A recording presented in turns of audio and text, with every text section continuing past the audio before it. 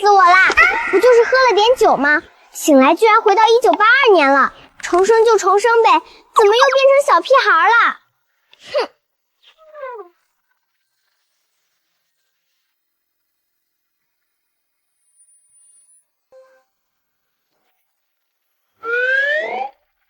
天天是缺你吃了还是缺你喝的了？你奶的东西是你能吃的，看我不收拾你！二斌子能吃，我为什么不能吃？我就吃！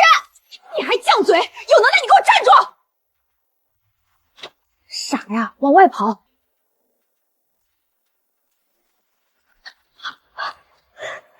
行了，咱妈没有追上来，歇歇吧。你跑就跑吧，拉上我干嘛？带着你，咱妈才会给留饭啊。对了，你又去咱奶家悄摸摸拿啥了？香不香？昨天放学路过，看到咱奶拿了2个苹果，一见我立马藏身后，肯定是给二叔家二斌子吃，藏起来不让我吃，我偏吃。奶奶重男轻女，妈生了4个丫头没儿子，好东西我们从来只能看着。我们俩一人一半，回家一起吃，以后别去奶家拿东西吃了。他的东西他想给谁给谁，你去拿就不对。再说妈那么要强，因为你悄摸摸拿东西被奶说到脸上，多没面子。我就是气不过。好啦，别生气啦。好，回家一起吃。今天放学怎么没见到你呢？你是不是逃课啦？你可别瞎说，我们最后1节课是自习，我只不过提前走了会儿。提前一会儿就不是逃课。给你背1个星期书包。顾三弟，你给我站住！傻蛋才站住呢！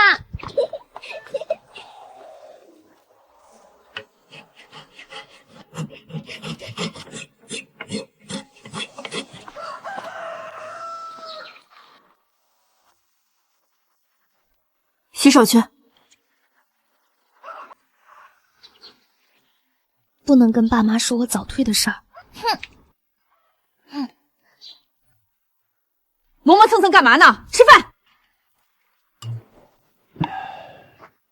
吃过饭写检查，最少1000字。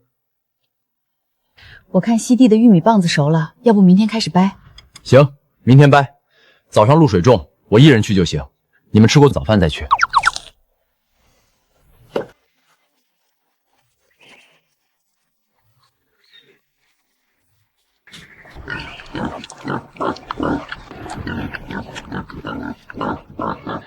娘就那样，你别往心里去。小孩子嘴馋拿个苹果，他跑过来指着我鼻子骂，非逼着我打3镜。王月菊同志通情达理。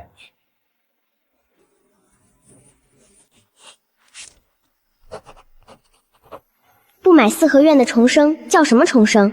重活一次，这辈子绝对要活出个名堂来。苹果呢？我去切了给爸妈吃，咱妈吃了一高兴，说不定这事儿就过去了。这事儿本来就要过去了，那你自己去把苹果送过去吧。小四，你这2天很不一样啊，越来越鸡贼了。哼，不给算了，别去打小报告啊。知道啦，我是那种人吗？你要不是那种人，我能担心。大姐、二姐，吃苹果。哟呵，小四，你能耐了哈，把3镜的苹果都哄过来了。作业写好了没？写好了，大姐，一会儿我跟你睡一个被窝。好，这辈子我一定要让大姐远离那个男人，一辈子幸福美满，绝不像前世那样。先拿给爸妈。好嘞。爸，吃苹果。我不爱吃这个，给你妈吃去。我三姐说了，家里每个人都要吃。就这么1个苹果，还让老娘专门跑来告状，说到底还是穷闹的。要是有钱，孩子哪会跑去偷？好吃，去让你妈尝尝。我爸专门吩咐我给您尝尝的。没大没小，快跟你姐一起吃去。1个苹果，一家人让来让去，还是得赶紧挣钱。大姐，我们做生意吧。就你那3毛钱的几率，怎么做生意？小四，要不你把你那3毛钱给我，我们2个加起来5毛，能买1包辣条，我们一起吃。二姐，咱们家你最聪明了，我的想法你听听。电视里那些人穿的衣服多好看，我们要是能拿到那样的衣服回来卖，肯定有很多人买。你知道从哪儿拿到那些衣服？当然是南方啊，广播里不经常说南方发展的好吗？小四啊，南方多远啊，我们都没去过。你小孩子家的，想那么多干嘛？好好学习，以后考上大学才是你的任务。睡觉，明天还要早起呢。唉，我的四合院啊，什么时候才能买呢？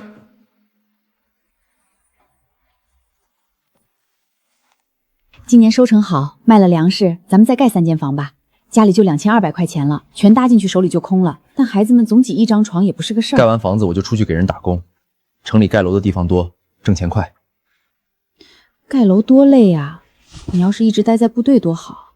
趁着还年轻，我努力干几年，让你们都过上好日子，别再因为一个苹果闹腾。快睡吧，明早还得去西地掰玉米。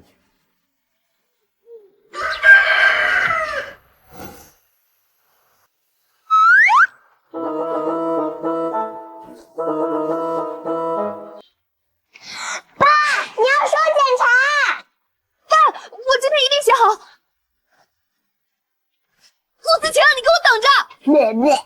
烦死了！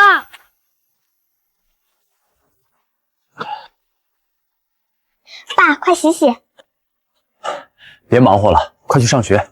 我来，四妹，你赶快上学去。爸，检查今天晚上交给你。去吧，好好上学。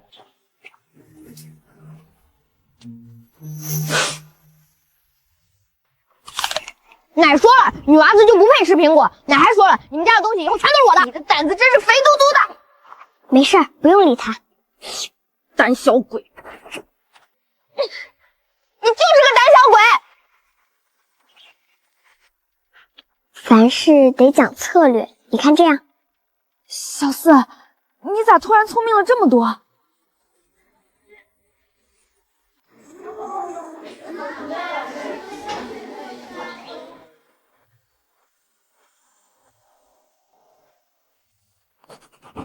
老爸不爱求人钻研，没关系门路，包干不了工程。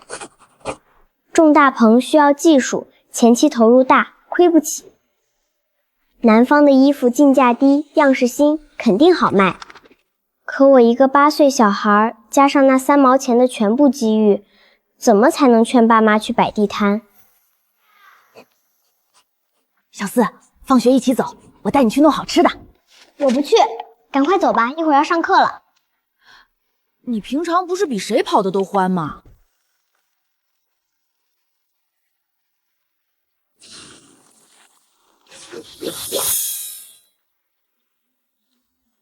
前世为了配得上家境优渥的男友，我努力读研进外企，但在他家人眼里，我是农村人就是原罪，去给他妈过生日，却被当保姆一样使唤。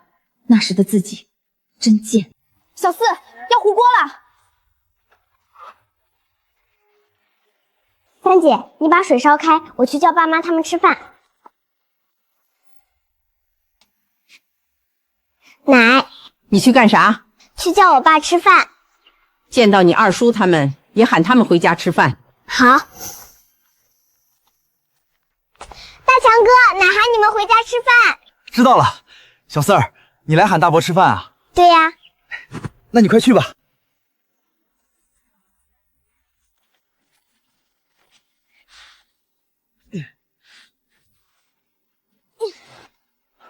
放学了。叫你们回家吃饭。你别动手了，没戴手套，玉米叶子刮人。行了，吃完饭再干。回家喽！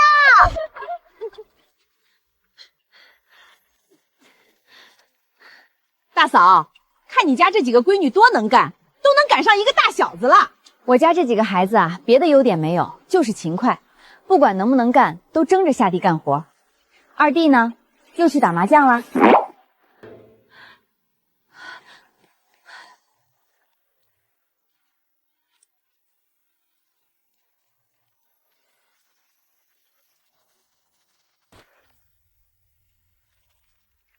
志明来啦，吃了没？我在单位食堂吃过了，这不秋收了，看看有什么活我能帮着干的。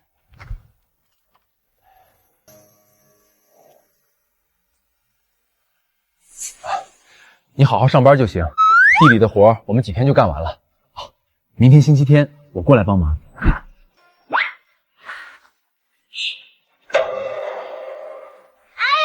大姐，我肚子要疼死了！怎么忽然肚子疼起来了？快进屋！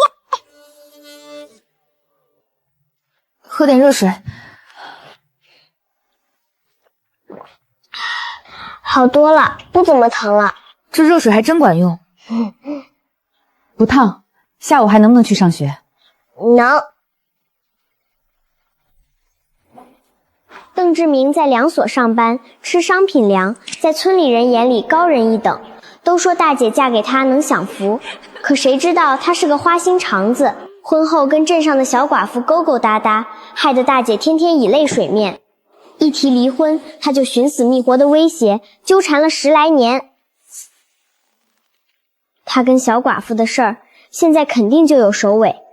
只要找到证据，这个亲他不退也得退。明天起开始放秋收假。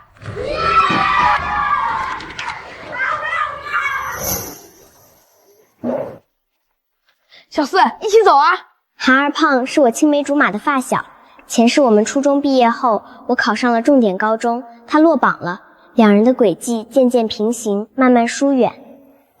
这辈子大家都要好好的。小四，快来呀，递泡子！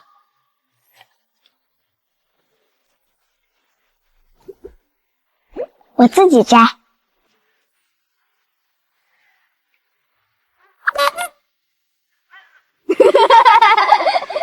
二胖，小四，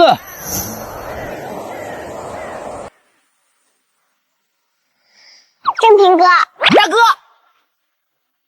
我们回家吧。好。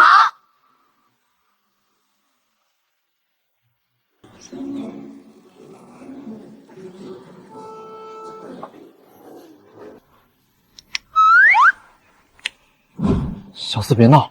这么完美的少年，前世却是个短命的。但愿今生我能改变他的命运。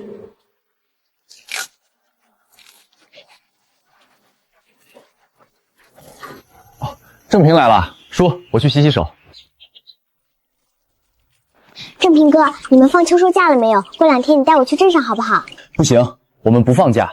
我去了学校，你一个人在镇上不安全。你要去镇上干嘛？要是买东西，我给你带过来。我不买东西，就是想去镇上玩。下次一定。就3毛钱积蓄，能买个毛？不去镇上，怎么抓住邓志明的把柄？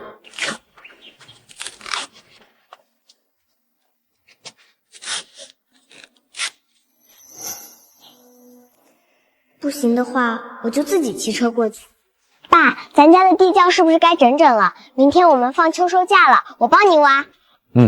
今年红薯长得好，地窖是有些小了。好，明天挖地窖。我看你是想下地窖玩。嘿嘿。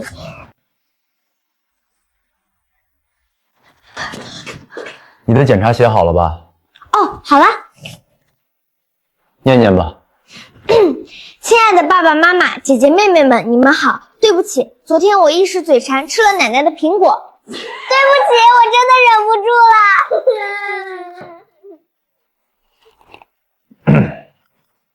好了，以后不能偷吃东西了。我觉得写的挺好的呀。我这是什么命啊！打麻将输个精光，我这还怎么活人？不就是打个麻将，地里的活不是干完了吗？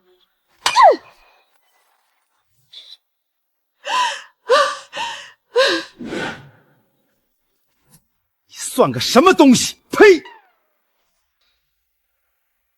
他们家怎么了？我去看看。吃饭。生了儿子又能怎样？一天天过得鸡飞狗跳。前世，奶奶临死前还是逼着我爸把宅子给顾学良，就因为我们4个女孩，这辈子谁也别想再欺负我们家。志明哥正好要挖地窖呢，你下去挖吧。昨天可是志明哥自己说的要帮忙。志明哥要下地窖啊？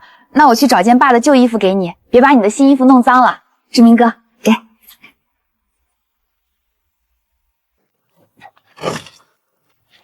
忍着，顾一民长得好看，以后有的是让他伺候我的时候。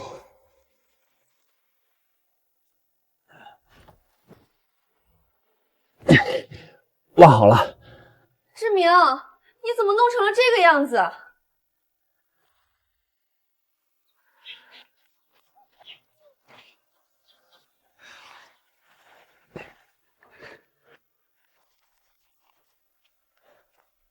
志明，你怎么弄成了这个样子？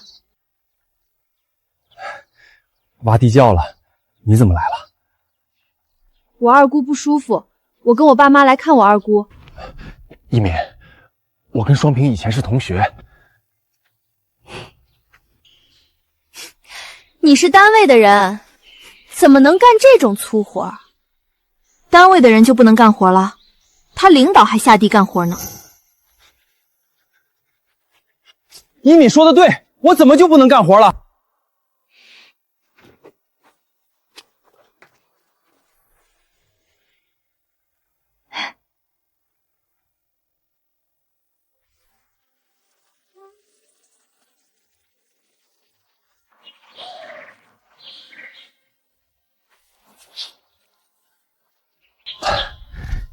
一敏，我跟张双……志明哥，你在县里上班都干什么呀？怎么哪里都有这个小丫头？我还想和一敏单独相处。我主要负责粮食方面工作。哇，那是怎么收的呀？怎么称重啊？用的是大秤还是小秤？想跟家人独处，做梦的吧？我送送你。志明哥再见，有空再来给我讲粮食的故事啊。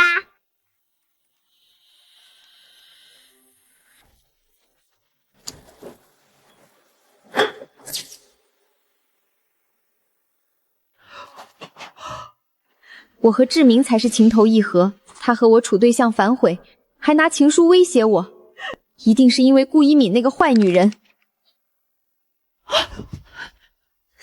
咋的了？这是脸这么难看，你倒是说呀，咋回事啊？二姑，顾一敏那狐狸精抢了我男人，你跟大房不对付，能不能想办法把这婚事搅黄了？这事儿你找对人了。顾一敏这婚事，邓家爸妈本来就死活不同意。为啥？大房那4个丫头可是出了名的水灵。哼，我早跟邓家透了底，闺女随娘，他家那4个丫头以后都是生不出儿子的绝户命。王月菊，你往日总压我一头，这次我非把你大闺女搅得成没人要的破鞋，看你还怎么抬得起头。双平，明儿你就找邓家一哭二闹去，说你俩早好上了，我再把顾一敏绝户命的事往外一传，邓家绝对不要他。二姑，你可帮了大忙了，明儿我就把家里那块好布料拿来，给你做身新衣裳。爸，咱们明天地里干啥活啊？明天得刨玉米杆，这活重，你干不了。明天你就在家好好写作业。哎，知道了，爸。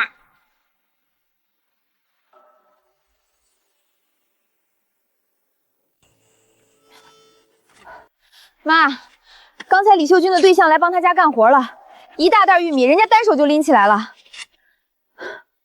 你再看看邓志明，上次来咱家让他帮忙挖个地窖，磨磨唧唧跟要了他命似的。别瞎说，我可没瞎说。嫁汉嫁汉，穿衣吃饭，光长得体面有啥用？不知道心疼媳妇儿，以后大家有的苦吃。二慧说的对，那天那个跑来献殷勤，我就答应了。这门亲事真定对了吗？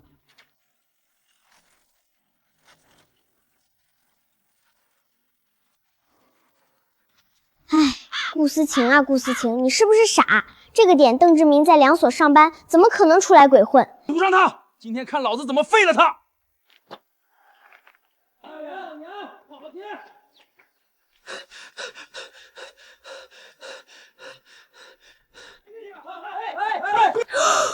正平哥，他疯了吗？怎么往死胡同跑？这还是那个脾气好的像绵羊的正平哥吗？小兔崽子，老子今天给你放血！正平哥，安全队来了！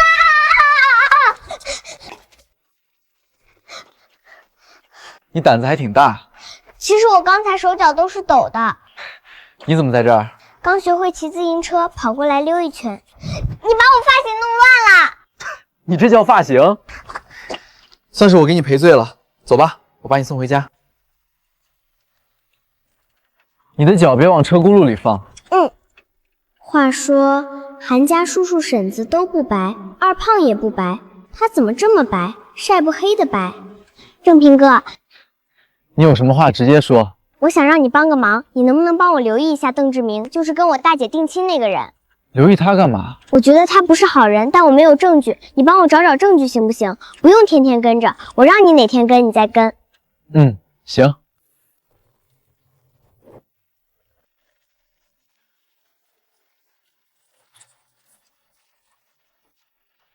我说去地里干活吧，我家大强不让我去，说他一个人就能把活干了。哎，这儿子和闺女就是不一样。二婶，你说男孩好还是女孩好？当然是男孩好。那二婶，你也是从女孩长大的，哎，自己都看不上你自己啊！你跟我斗，气死你！你这丫头真是个机灵鬼儿，你们姐妹几个都孝顺，你妈福气在后面呢。三婶，你也有大福气。前世三婶子有个能干的闺女，赚了大钱把她接去城里享清福了，确实有福。小四，你越来越能耐了啊！你再找人打听打听邓志明，这亲事我越想越觉得不是很好。昨天那个张双平，我看邓志明不踏实。行，之前只在他们村打听了，我明天去镇上他单位找人问问。哟，你们家的玉米帮子可真大，今年收成肯定好。你怎么有空过来了？去我娘家路过坐坐。腰那么细，屁股那么小，长得再好看有什么用？一看就是生不出儿子的绝户命。还是张双平好，不仅有工作，爸还是村支书。我家志明天天去镇上两所上班，家里的活儿我跟他爸干不过来，要不让一敏去家里帮几天忙？哪有没过门的儿媳妇去婆家当免费劳力的？这几天家里农忙，一敏虽干不了重活，但能帮我跟他爹打打下手，还真抽不开身。一敏啊，昨天志明还说你呢，去我家玩2天怎么样？婶子，我家也有很多活没干呢，就不去你家了。那好吧，你是金贵人儿，我请不动。我家志明有工作，他不干活可以，他娶的媳妇儿可不能不干活。那你们就娶个会干活的媳妇儿。我不会。好，这话是你说的，退亲，退。这么大的事儿，一个丫头片子说了不算。我可告诉你们，我家志明是2所的正式工，退了亲，你们打着灯笼都找不到这么好的。既然一敏说退了，你们做主父母的倒是给句准话啊！难道你们还要死皮赖脸赖着我家志明这个商品娘不成？退吧。你们家高贵，我们高攀不起，退亲。好，你们别错过了后悔。这就退亲了，是不是太顺利了些？难道我有重生金手指，想啥来啥？二姐，要不我们杀只鸡去给大姐补补心情？我觉得这个建议非常可行。我看是你们2个小嘴馋肉了。其实早前没细看，自打这2天他们家做派看下来，邓家确实不是什么踏实人家。你怎么想的？妈知道刚才你说退，大半是着了虎气的气话。不管是不是气话，既然说了退亲就一定要退。今天都闹到这份上了，若赶着上去求和不退，我即便嫁进去了也不会有任何好日子过。我跟你爸从没奢望着让你攀龙附凤，当初答应只是图个老职工旱涝保收，能让你饿不着，我们看走了眼。行，不愧是我顾建国的女儿，做事果断利索，咱不伺候那大小姐作风。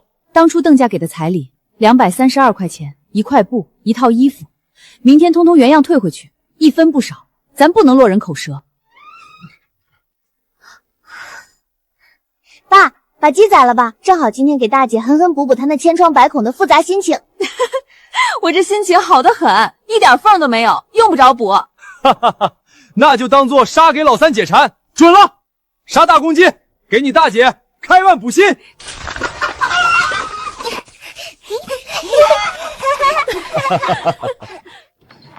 刚听见赵凤兰要逼大房退婚，我倒要看看他们怎么抱头痛哭。见鬼了！这么好的亲事黄了，他们不哭，怎么还像过年似的杀起鸡来？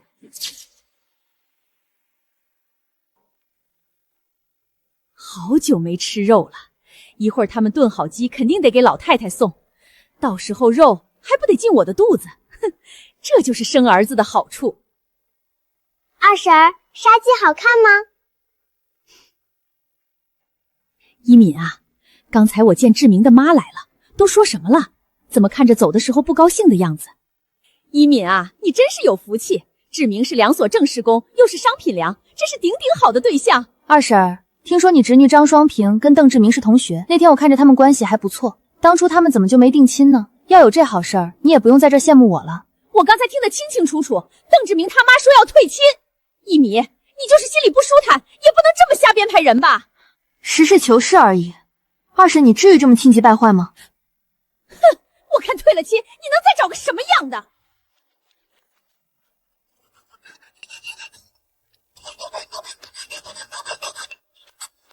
大姐，这叫及时止损。什么意思？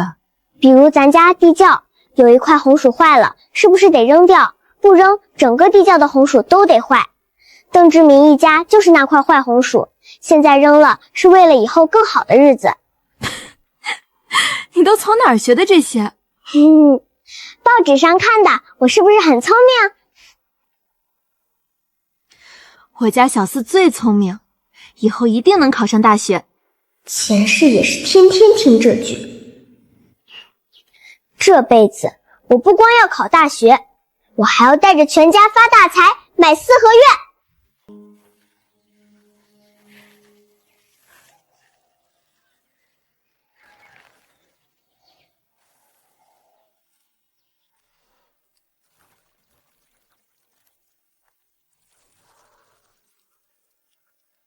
小四、三静，给你们奶送过去。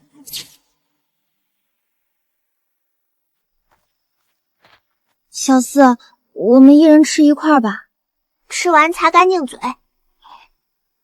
小四，你不吃啊？二婶在那边看着呢。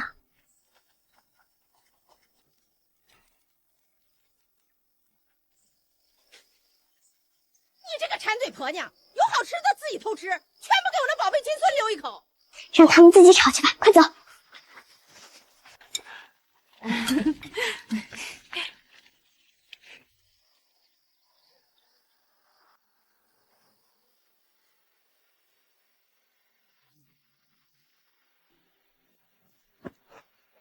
一米，你别怕，我不会跟你退亲。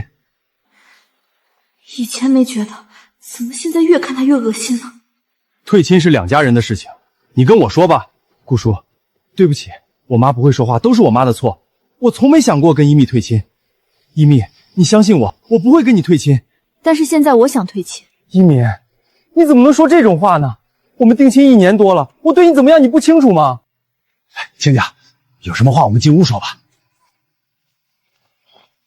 亲家，女人家不懂事儿，今天她要是说了什么不好听的话，你们担待，别跟她一般见识。事儿已经出来了，也撕破了脸，我们家一敏是不能嫁到你们家了。明天我就把当初你们送的那些东西给你们送过去。顾叔，我代我妈向你们道歉，我保证以后绝对对一妹好。这孽障，为了个女人把我的脸往地上踩，这要是真娶回家，我以后还怎么摆婆婆的谱？建国兄弟，你看孩子也道歉了，这事儿就过去吧。你是商品粮，又是两所的正式职工，我家一米是平头老百姓一个，配不上你，这亲事就算了吧。人家是看不上你了，你还看不明白吗？走，回家。我不同意退亲。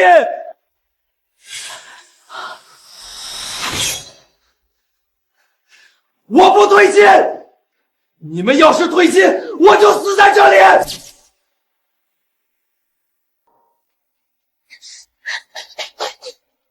二姐，刀子割破喉咙肯定很疼吧？血流干了才死呢。不过他是自杀，跟咱家没关系。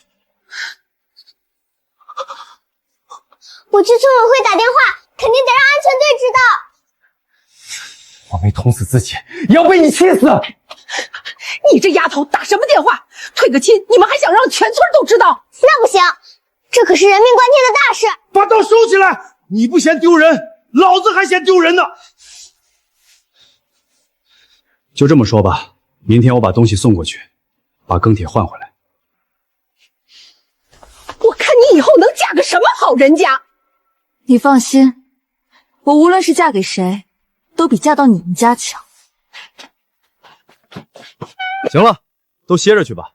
新社会了，退个亲算什么？这亲退得好，这要是嫁过去，日子不知道过成什么样呢。妈，我知道，这叫及时止损。大姐，来泡泡脚，散散晦气。大姐，我觉得退亲的事儿跟二婶和那个张双平脱不了干系。我想到了，不过她要是觉得邓志明好，那她就嫁。这种烂摊子，谁爱见谁捡。就照凤兰那做派，谁嫁过去都不会有好日子过。但是这口恶气，咱们不能就这么咽。当初他们送依敏的那套衣服是红白格子上衣黑裤子，明天去镇上尽量买一样的，肉也买后腿肉，分量只能多不能少，绝不能让他们觉得咱家占便宜。我知道。退亲这事儿肯定跟老二家的脱不了干系。我知道，没凭没据的，不好拿捏他。那样的火坑，谁愿意跳谁跳吧。我就是怕影响依敏的名声，以后不好找人家。怪我，当初没打听清楚邓家的底线，以后再有说亲的，我一定得扒皮抽筋的查清楚。邓家庄离得远，咱在那边也没熟人，怪不着你。明天得嘱咐几个闺女，平时出门小心点，就怕邓家人在背后使阴招报复。大嫂，双平，这事儿必须趁热打铁。邓家昨晚去了顾家退亲，肯定黄了。你们赶紧托人去邓家提亲。咱们女方主动托人去男方家说亲，传出去多难听。过了这村没这店了。妈，你就让人去邓家提亲吧。邓志明条件那么好，万一他又看上别人呢？行，我这就去找媒人。23，一共232块。去了别跟他们多说，给了东西就回来。我怕昨天闹那么凶，他们找村里人打你。放心，他们要是想让邓志明自杀的事全村都知道，就尽管来。有人吗？进来吧。昨天从你家回来后，志明他妈就病倒了。 232块钱彩礼，一身新衣服，1块布，6斤肉。你数数，把一敏的更帖给我。我倒要看看他们能再找个什么样的人家。这就不用你们操心了。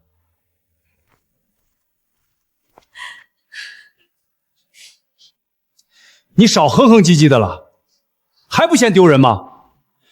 钱和东西邓家都收了，更帖也拿回来了，这门亲事彻底退了。更帖都拿回来了，大姐二姐该不会反悔了吧？你俩在这干嘛？等你开研讨会啊！哈？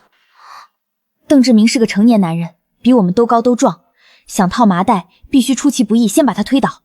他下班回家会经过林场西边那条小路，那里树多，平时几乎没人走。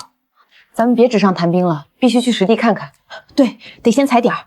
明天傍晚咱们一起去林场西边踩点。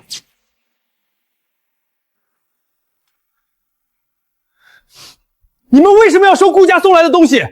女方主动退亲才会退彩礼，你们是想让所有人都知道是顾一蜜没看上我，主动跟我退亲的吗？不当家不知柴米贵，232块钱是你大半年的工资，为了给你办商品粮和工作，家里积蓄都掏空了，你还要定亲结婚，钱从哪儿来？我就是咽不下这口气。顾一敏长得跟仙女似的，眼看就要到手的鸭子飞了，我怎么能甘心？你怎么咽不下？是你妈先去人家家里搅和的，没有她，顾家会退亲？哎呦，一天天的全是闹心事儿。志明啊，我也是为你好啊。那顾一敏除了长得好看点还有什么？张双平有工作，爸还是村支书，家底殷实，还上赶着想嫁你，怎么看都比顾一敏强。而且我看顾一敏跟他妈一样，不会生儿子。张双平瘦条脸、高颧骨、小眼睛，皮肤黄的跟土一样，你觉得他配得上我？儿子娶媳妇不能光看脸，肯定是张双平在背后撺掇你的。就是不想让顾一敏进门，长得跟狐狸精似的，儿子魂都被勾走了，以后我这婆婆还怎么当？择日不如撞日，要不咱们再等会儿，看邓志明会不会来。要是来了，直接干。明天爸妈在家，咱们4个都不见人影，肯定会惹怀疑。那边好多地泡子，快吃！反正也做不成小仙女了，破罐子破摔吧。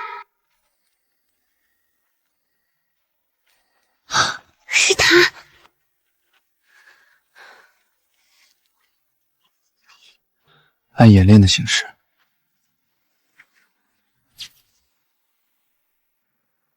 疼死了！刚才差点被打得尿出来，还好憋住了。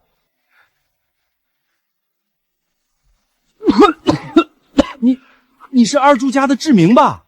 你这是咋了？被人套麻袋了？得罪谁了？是，哎呀，这可怎么是好？你这是……我没事儿，骑车摔倒了。你这哪是自己摔的？明明是有人套麻袋嘛！你这几天得罪谁了？你仔细想想，肯定得罪人了，不然怎么会挨打呢？我看这事烦不烦人？打我的人不会就是他吧？打完还留下来恶心我。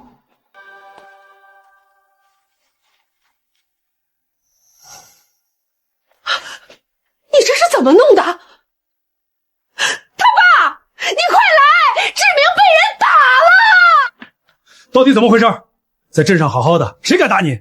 下班回来，刚出镇子，到了林场西边那条小路，车后轱辘突然被人拿半块破砖砸了一下，我刚要伸脚去支地，就被人从后面推倒了，跟着脑门上就被套了个麻袋。看清是谁了吗？几个人，套得死死的，眼睛嘴巴全糊了土，上哪儿看去？起码4、5个人，一句话不说，上来就往死里踹，下手黑着呢。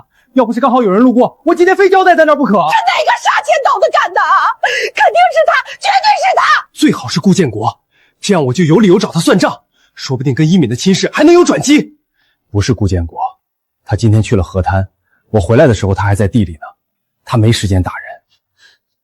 那是谁啊？不是顾继国，那只能是他了。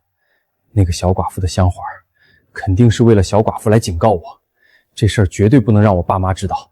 刚才堂屋里那个生面孔是谁啊？是来给你说媒的。说媒？昨天刚退了亲，今天就来说亲，赶场子呢。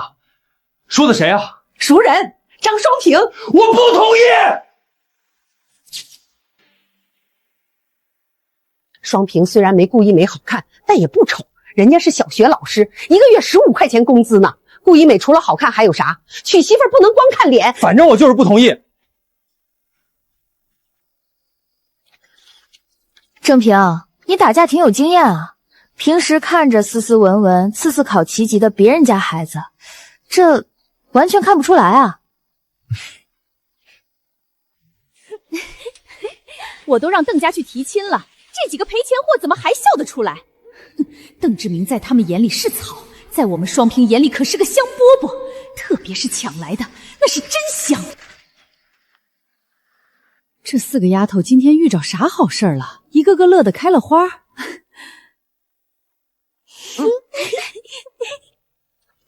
花生熟了，明天去河滩把花生收了。3金和小4也去，能帮上忙。河滩那块地远，中午就不回来吃饭了。明早我早起会儿，煮些鸡蛋，烙些饼带上。妈，咱家不是有个小炒菜锅吗？把锅带上，中午我们可以在地里下热面条吃呀。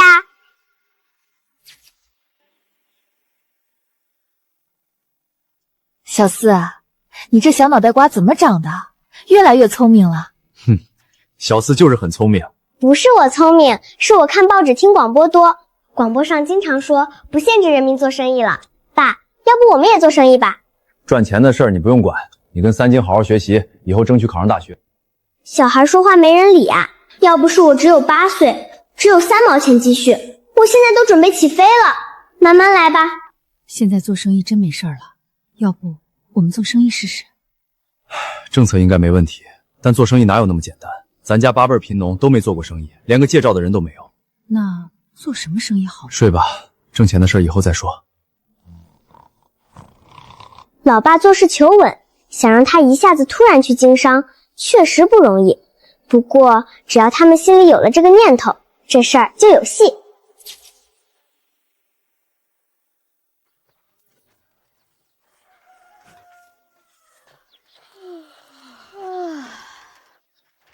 一敏二慧，咱们骑车先去地里干着，他爸你拉着俩小的，不着急，慢慢走。都说面朝黄土背朝天苦，其实最苦的是想改变家里这穷日子，却找不到门路的焦心啊。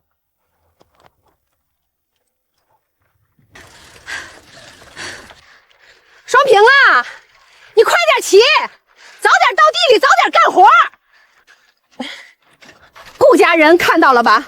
退亲是你们没眼光，有的是有工作的女娃上赶着嫁我们家。抢人的时候觉得是香饽饽，还没过门就被当牛马使唤。张双平，你的好戏还在后头呢。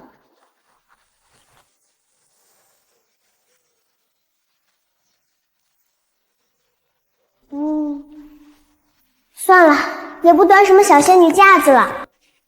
大姐，恭喜大姐，及时把坏红薯丸子扔出去了。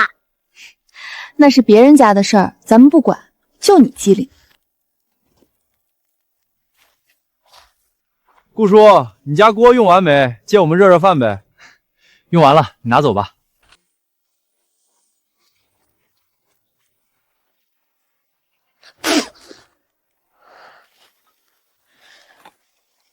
东胜这孩子真懒，20多岁了，早该成壮劳力了。村里人笑话我没儿子，可我有4个贴心小棉袄，多暖和。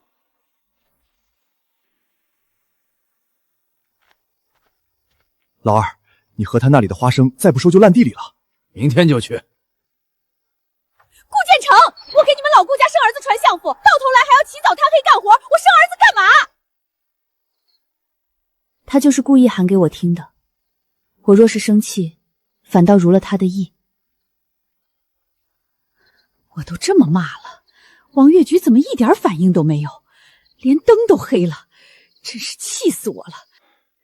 你个杀千刀的，就知道打麻将，天天找事儿，老子欠你的。不过了，我不跟你过了，我不跟你过了，爱过不过。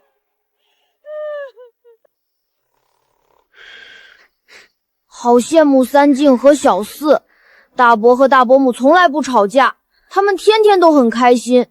我一回家，连呼吸都不敢用力。建国，都什么时候了，一家子人还不起床？快起来，你弟弟都要被人打死了。怎么了？昨天收了一天的花生，今天我们都歇歇。建成又被张家人打了，你快去看看吧。二婶又和二叔闹起来了吧？也不知道天天闹腾个什么劲儿。见不得别人好呗。同样嫁到顾家，他生了儿子，咱妈生了4个丫头，他就觉得咱妈该比他过得差，该天天挨打挨骂。他这是心里不平衡。哼，只要看到咱们家有一点好，他心里就不舒坦，这就是纯纯的嫉妒。大姐，昨天就想吃煮花生，今天我非得吃上不可。生在这样的家庭是挺可怜的，不过你要是还敢像以前那样打着传宗接代的恶心礼传来闹我们家，就别怪我不客气。顾建成，你看看你干的好事儿，好吃懒做，好赌成性，天天打麻将不顾家，还敢动手打媳妇儿，你算什么男人？既然这样，日子过不下去就别过了，都是30好几的人了，不是小孩子，动不动就闹就打，这样的日子谁过着都难受。离了吧。我们是来给春珠撑腰出气的，可没想过让她离婚啊。我叫大哥来是给我挡枪的，我也没想离婚啊，我还指望他操持家务呢。不过大哥这话好像有点道理。顾建国，你什么意思？都说劝和不劝分，你做大伯哥的，不说让我们把日子过好，竟然让我们离婚，你安的什么心？我看你就是觉得你家一敏被邓家退亲了，邓志明要跟我们双家定亲了，你心里嫉妒。你去邓家问问，我是不是把当初他们给的彩礼原封不动退回去了？是我们家一敏主动跟邓志明退的亲。记住我今天说的话，以后要是让我听见你再在外面胡说八道半句，日子能过就过，不能过就不行。儿子你都有俩了，你怕啥？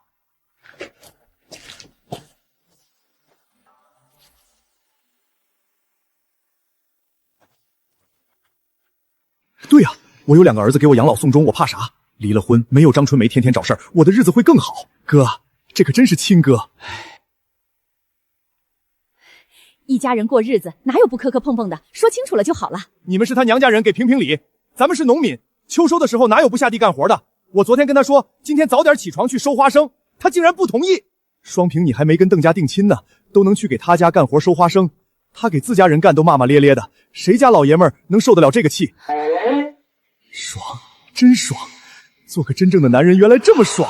他姑父双平和志明的事儿是铁板钉钉的事情，不过是现在秋收忙，没有走礼罢了。我也想跟他好好过日子，只要他以后勤快些，该他干的事儿他干了，我也不想离婚。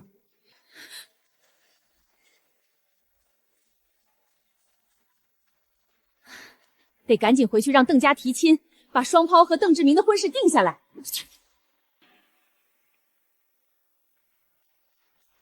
小四儿又要看报纸啊？赵伯伯，您今天看着跟往常不一样啊，比往常年轻又精神。你这丫头就会哄人。说吧，想干啥？我想把报纸拿回家给我爸念念，让他多学习学习政策。拿去让你爸学习学习。好嘞，谢谢赵伯伯。顾建国要是能有个儿子，就圆满了。闺女再好，以后也是别人家的，人总要有儿子养老送终。前些年有人让他过继，他还不愿意，有他后悔的时候。小四，你混得挺开啊，报纸都让你拿到家了。小意思，小意思。爸，我给你念报纸吧。我们小四就是大学生的料，念吧。城乡镇的成就，自城市建设以来取得了突飞猛进的成绩，人民的日子越过越好。建设初始，不可能所有人一起参与进来，我们就是要发动那些勇敢、积极进取、有思想的同志参与进来，然后带动所有人民一起奋斗。没了。你是接受过教育的人，你应该鼓起勇气做建设的带头人。年轻人就应该有年轻人的冲劲儿。你才38岁，正是大好年华，不趁着年轻拼搏一把，你甘心吗？甘心吗？小兔崽子，教训起我来了！你是人民战士，要听取人民群众的意见。回来吧，我不打你。真不打啊？真不打。过来念报纸，把整张报纸都念完。这是在打击报复。我们接了个多少练习？今天就到这儿吧。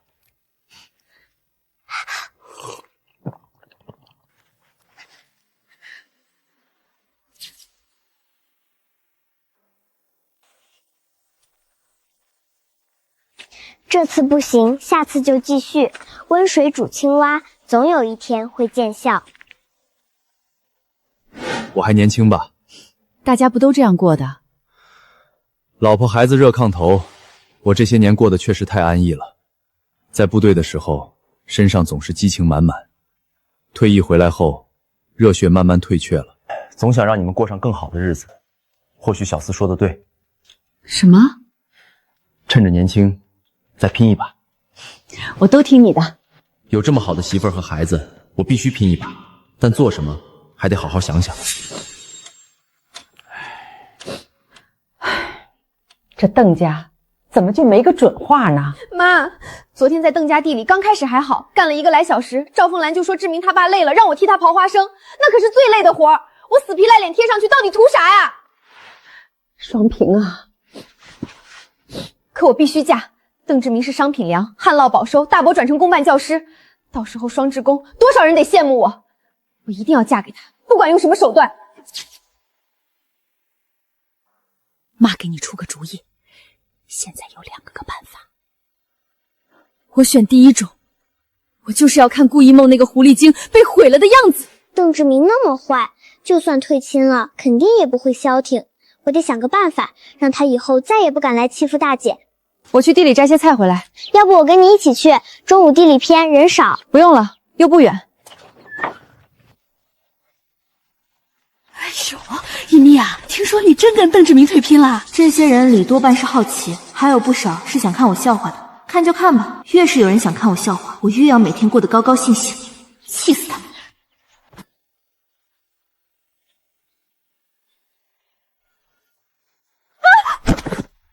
美人就是不一样，味儿都是香的。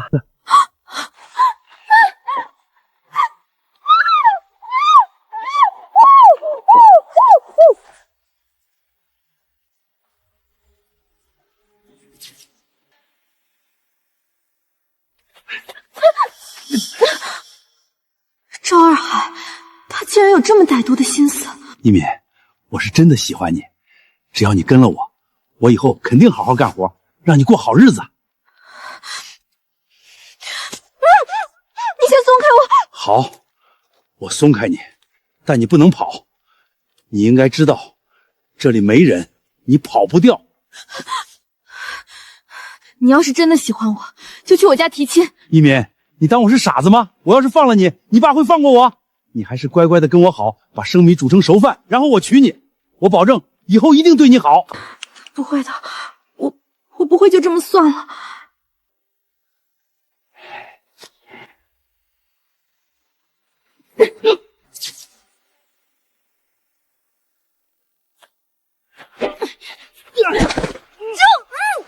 一敏，我不是没给你机会，这是你逼我的。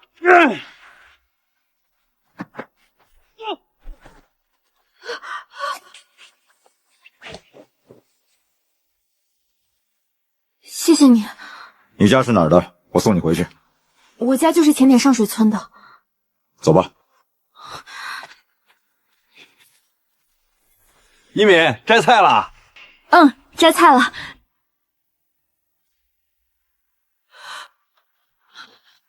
一敏，怎么了？出什么事儿了？妈，我刚才在菜地，赵二海突然从背后把我扑倒，把我拖进了数树林，穿绿军装的男人路过救了我，我今天就毁了。爸，这事绝不能就这么算了，你说怎么办？当晚上的，是我无能，才让人一次次欺负我的孩子。你就没问救你那个人叫什么名字？他一直远远的在后面跟着，我没机会问。唉，看来是遇到做好事不留名的恩人。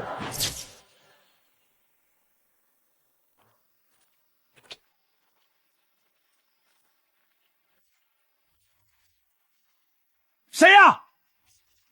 肯定是顾建国。我本来想着生米煮成熟饭，他就算打我一顿，也得把闺女嫁给我。现在事儿没成，他不会杀了我吧？我错了，我再也不敢了。觉得我顾建国窝囊，觉得我们家好欺负？不，顾叔，我就是一时鬼迷心窍，您饶了我这一次吧。别打了，我是被人指使的。谁指使的你？葛凤莲和他闺女张双平来找的我。老子当过兵，上过战场，想让你消失的神不知鬼不觉，有的是办法。我不敢了，我再也不敢了。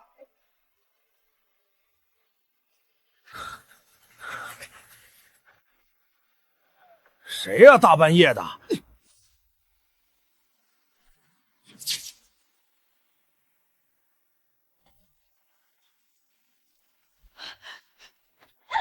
葛凤兰、张双平，不用我说原因，你们就知道我们为什么要打你们吧？从没见过你们这种恶毒的人，你们这种人就是死了也得下18层地狱。你们凭什么打人？我要报警，明天就去派出所报警。顾一敏就算没被糟蹋，也肯定不想把这事儿传出去，他们绝对不敢报警。好啊，你们去报警啊！赵二海已经承认你们唆使了他，你们知道唆使他人行凶的后果吗？赵二海犯的是流氓罪，我们有人证。流氓罪严重的会被判死刑，你们应该听说过。而唆使他耍流氓的人罪名更大。不信的话，你不是要跟邓志明定亲了吗？你让他问问他大伯，我说的是不是真的？今天的事儿我记下来，以后别再往我们家人跟前凑，也别想着在背后使你们那些阴毒的手段。要是再有下次，我就是豁出这条命，也得让你们死。大姐，你应该不介意邓志明和张双嫂定亲吧？我当然不介意，只是她有那个本事嫁给邓志明吗？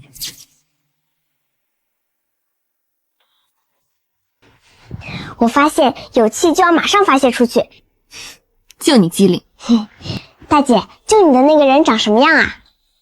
没看太清楚。这才是真正的好人。是吧？小孩子家家的，瞎操什么心？或许这就是大姐真正的缘分。不过万一人家结了婚或者有对象了呢？还是打住吧。当初退役，我要是钻营一下进个厂子，或者积极，赵二还敢对我闺女下手，是我太贪图安逸，对不起媳妇儿和孩子。这种事儿谁都不想发生在自己孩子身上，碰上了有什么办法？你这样蔫头拉倒的有什么用？干啥去？别想那么多，我跟4个孩子都觉得你很好。是我做的不好，作为一个男人，就该尽最大努力让媳妇儿孩子过好日子，我却没有。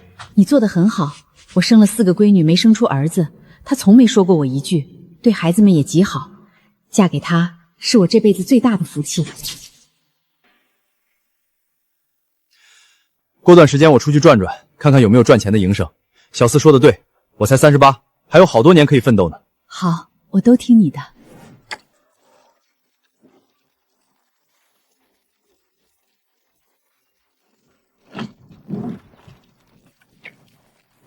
这是得罪谁了？被打得这么狠，不是他们得罪不起的人，就是不能说的人。亏心事干多了，总有一天会遭报应的。你们听说没？张双平把上水村顾建国大闺女的对象抢了，断了3根肋骨，必须住院治疗。这到底是得罪谁了？被打这么狠？说什么干出那种丢人的事儿，顾家人打得算轻的。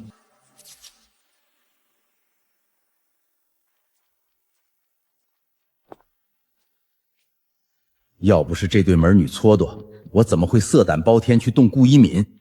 事儿没成，还被打成这样。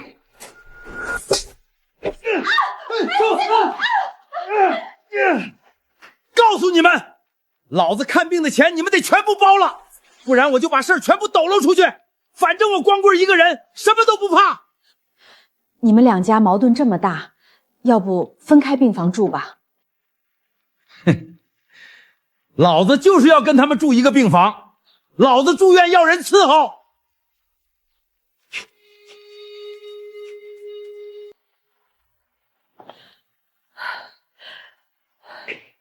双平，要不你跟邓志明的事儿算了吧。都已经走到现在了，怎么能算了？不是还有一个法子吗？这个法子不行，换另一个法子就是。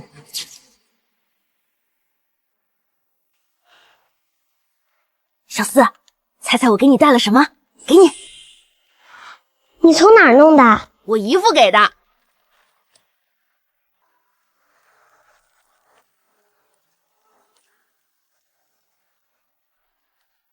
你姨父怎么给你带这种糖了？我姨父去给人开车了。给人开车？是跑运输吗？都开车去哪儿呀？不知道，我就听到开车。想说通老爸做生意，靠我一个8岁孩子肯定不行。如果二胖姨父真跑运输，让老爸跟他聊聊，绝对比广播管用。我还有3毛钱，放学请你吃麦芽糖。好。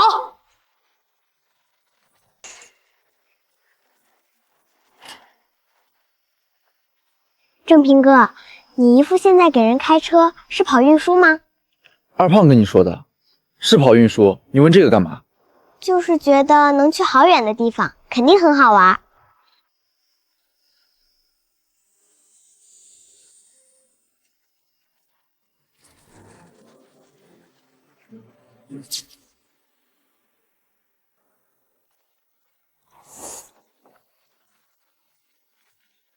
爸，今天二胖给我吃糖了。他说他姨父现在可厉害了，去市里给人开车跑运输，能去好多好远的地方呢。跑运输。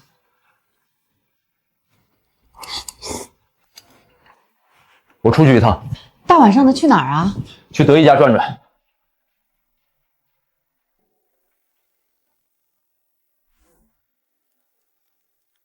德意，听说吴安邦去给人跑运输了。是啊，运输公司，安邦脑子活络，看运输公司最赚钱的是货车司机，就天天跟人家司机套近乎，硬是把开车学会了。前些年我真是过得浑浑噩噩，退役回来安安分当农民，现在有经验了，却早就跑到前面去了。长此以往，以后这日子得过成什么样？德意，政策变了，我想着我们是不是也该出去看看？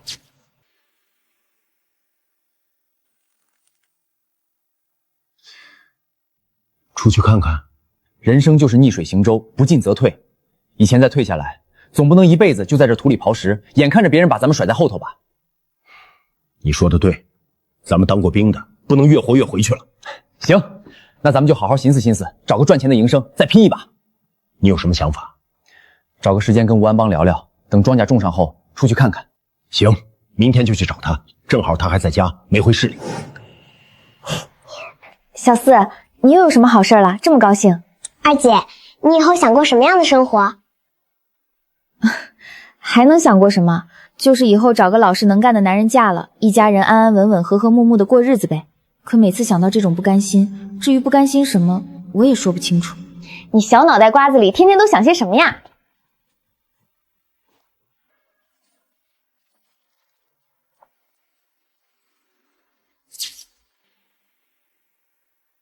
二姐，我觉得你以后肯定能挣很多钱。你倒是对我有信心。那是当然，以后大姐也一定会过得很好。那我就借你吉言了。我呢？你呀，以后想吃什么就能吃什么。那希望那一天赶快到来。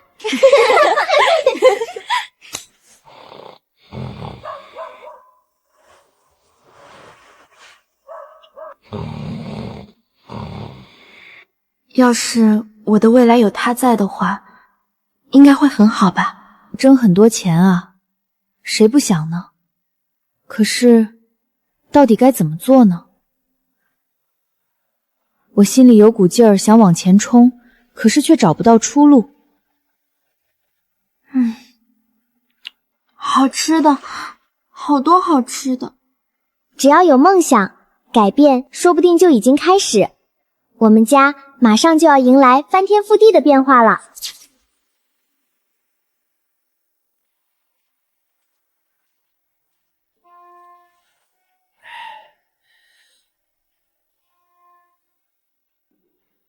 你这老小子飘的可以啊！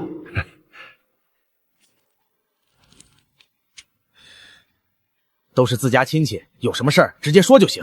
听你不是往南方跑运输吗？我们想了解了解那边的情况。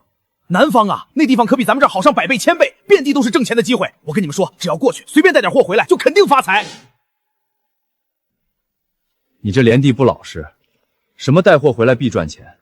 咱们人生地不熟，跑去南方不容易，拿什么货，从哪儿拿，会不会被人坑都不清楚。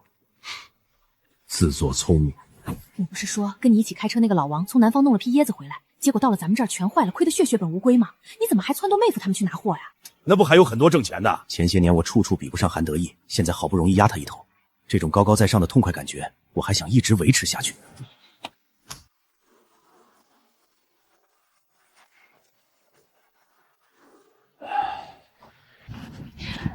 谈的怎么样？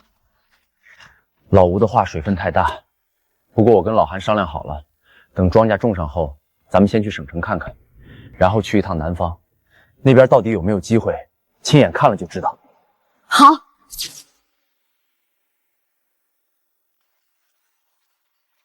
爸，你去南方觉得拿什么货回来好卖？你觉得什么好卖？羽绒服。报纸上说的羽绒服又轻又保暖，还特别洋气，对现在的消费者来说绝对实用，肯定能卖出高价。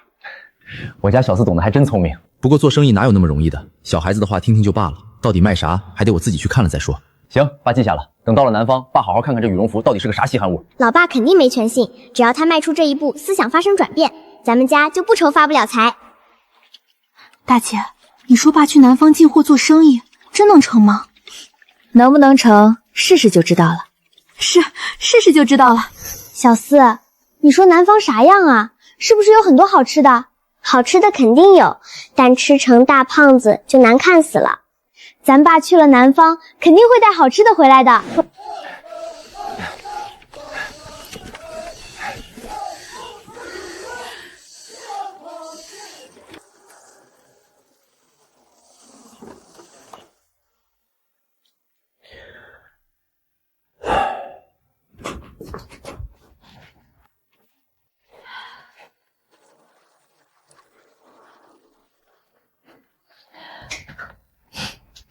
再累也值了。为了4个这么好的闺女，我必须努力拼一把，一定要让她们过上好日子。张家活干不完了，我让你去帮我娘家干点活，怎么了？我哥在床上躺着不能动，你又不是不知道。老子刚收完花生，累脱层皮，凭什么去给你家当牛做马？要不是顾建国打断了我大哥的肋骨，我娘家能干不完活？大房这帮黑心肝的都没个好下场。我不管，你明天必须去。双平快要跟邓志明定亲了，定了亲咱们就是亲戚，以后肯定能帮衬咱们。邓志明的大伯可是在县里上班呢。是快定亲了，这不是还没定吗？再说，当初邓志明跟一敏定亲时，我是一敏亲叔，也没见邓志明对我多尊重。那能一样吗？是不一样。当初可是邓志明求着跟一敏定亲，现在是双平求着跟邓志明定亲。好，你不去是吧？那以后也别想着让我大哥帮你。拉倒吧，张春树被揍成那样，能帮我什么？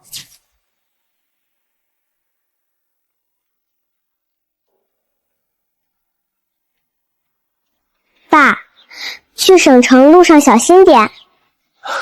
我知道，装着吃。我换身衣服，进城穿的敞亮些。我走了。这次出去是带着全家人的期望，我绝不能输。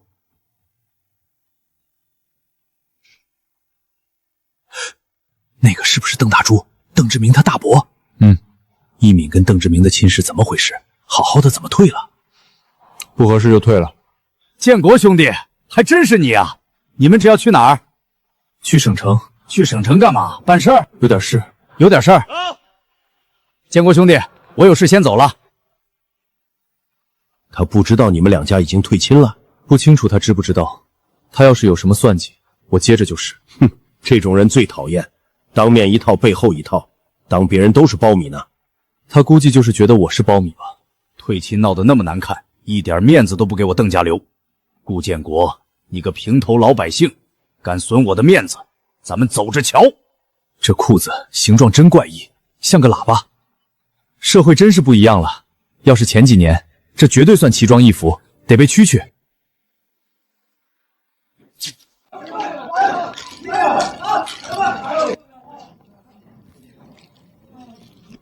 两位大哥，你们是来办事儿的？来办点事儿。你呢？我是报社的记者，过来做采访的。记者接触的人多，知道的肯定也多。自家鸡下的蛋，尝尝。谢谢大哥。你们是哪儿的？玉河县的。大哥，你是不是觉得我这衣服奇怪？没见过这样的衣服。这衣服看着挺厚实。我家东北的，我们那旮瘩贼拉冷，我又经常外出采访，就咬咬牙买了件面包服，老暖和了。这里面装的肯定不是棉花。那当然，里面是鸭油，就是鸭子毛。鸭绒？这小不就是说的那个什么羽绒服吗？这得多少钱啊？55。55？就这也不是想买就能买到的，我托一个朋友帮我从南方带的。55块钱，一个普通工人将近2月的工资，我们这种地里刨食的农民1年也就能攒上100-200块钱。这衣服真能卖得出去？55块钱买件衣服，换做我打死也不会买。看来小四说的羽绒服不能卖，太贵了，有几个人舍得？茶叶蛋，热乎的茶叶蛋，太汽水喽！瓜子花生，看电影必备啊！社会真的不一样了，现在满大街都是做买卖的，我真是个井底之蛙。省城都这样了，南方肯定更繁华。去南方，出来了才知道自己以前有多无知，才知道别人都是怎么奋斗的。是啊，出来后才知道方向和方法不对，到头来跟没奋斗一样，还是得让孩子上学。你看那个记者，大学毕业在报社工作，不用干体力活，多体面。再看看我家一敏和二慧，还得下地风吹日晒。我这个父亲做的不合格呀。回去后就准备去南方，去南方走一趟货试试。好，回去就准备，不拼一把，对不起媳妇儿孩子。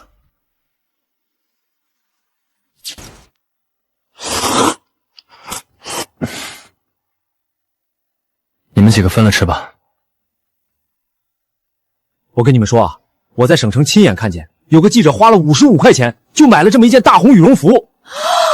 那是小年轻一人吃饱全家不乐，要是拖家带口的，肯定舍不得。我先换身衣服，我跟德一想过2天就去南方一趟，不过这个面包服肯定不会拿回来卖，肯定没人买。那个记者会买，肯定还有跟记者一样的人。二姐真有商业头脑，我跟二姐想法一样。比方说，爸妈你们都在上班，大姐二姐也有正式工作。要是大姐二姐花2个月的工资买件衣服，你们觉得可能吗？要是家里宽裕，孩子自己挣的钱，虽然心疼，但我估计也不会特别反对。在省城，我说的这样的家庭应该很多，一家子都有正式工作，都是商品粮，那日子跟神仙差不多了。一个8岁的孩子看问题比我还深入，真的是因为书读得多？那你们说，我去了南方，要是遇到面包服的货，进还是不进？我觉得还是要看一件多少钱吧，要是挣的不多就没有必要。确实是这样。正好过几个月就要过年，我觉得衣服应该好卖，进些布也行。有钱人过年买成衣，普通人家都是买布自己做，肯定有不少人买。思晴，给你奶送过去。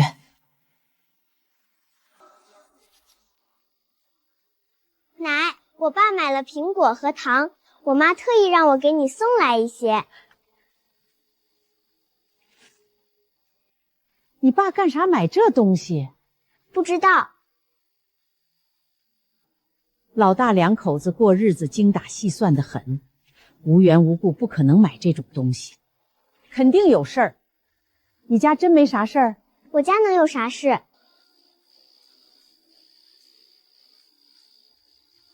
到做饭的点儿了，你去打听打听，你大哥家是不是有什么事儿？我大哥家能有什么事儿？有事儿我也帮不上忙。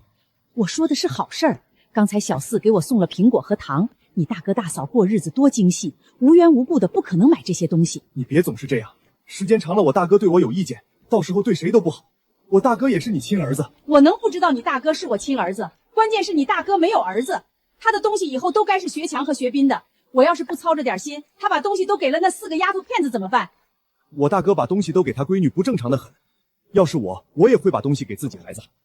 再说，你就是想拦也拦不住啊。我没想过要大哥的东西，你也别想了。那4个丫头片子以后都是别人家的人，东西都给了别人，你不心疼？不是我的东西，我心疼什么？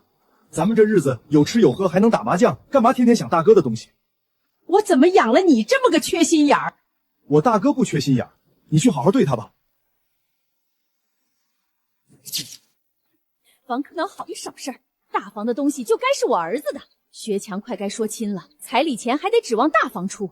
万一他们把钱花了，我儿子娶媳妇儿怎么办？不行，我得找大嫂参谋参谋。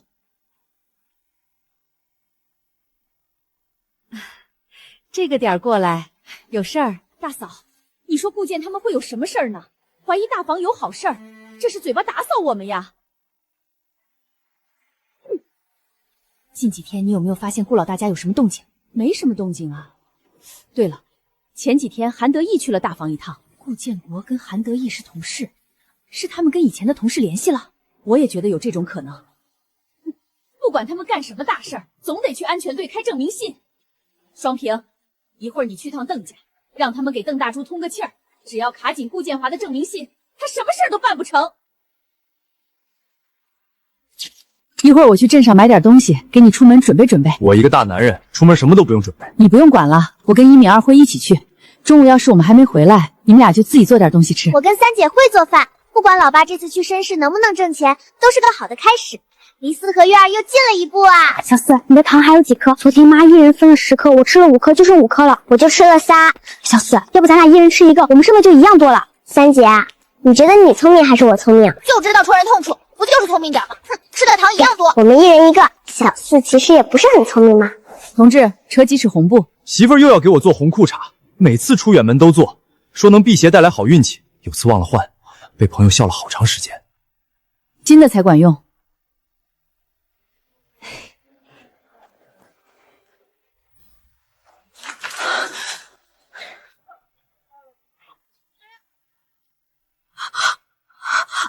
怎么了？我看到了那天救我的人，在哪儿呢？进去了。啊，那我们等一会儿，要是人家结婚，我们得准备些礼。应该的。大姐，你别难受，我没难受，就是想确认一下，在危难时刻被救，换谁都会记在心里。可是进的是领证大厅啊，多半是来结婚的，不管是结婚还是离婚，他都是我的恩人。大姐，带着伤来结婚，我看这两人可不像结婚的。是他吗？同志你好。你好。同志，那天真是感谢你，要不是你救了我家一敏，他一辈子就毁了。不用，遇到了就该出手。同志，中午我请你吃个饭吧，好好谢谢你。不了，我还有事情。你叫什么名字？家在哪儿住？改天我必定登门道谢。我叫罗永年，家是柳树屯的。好，我记下了。你先去忙吧。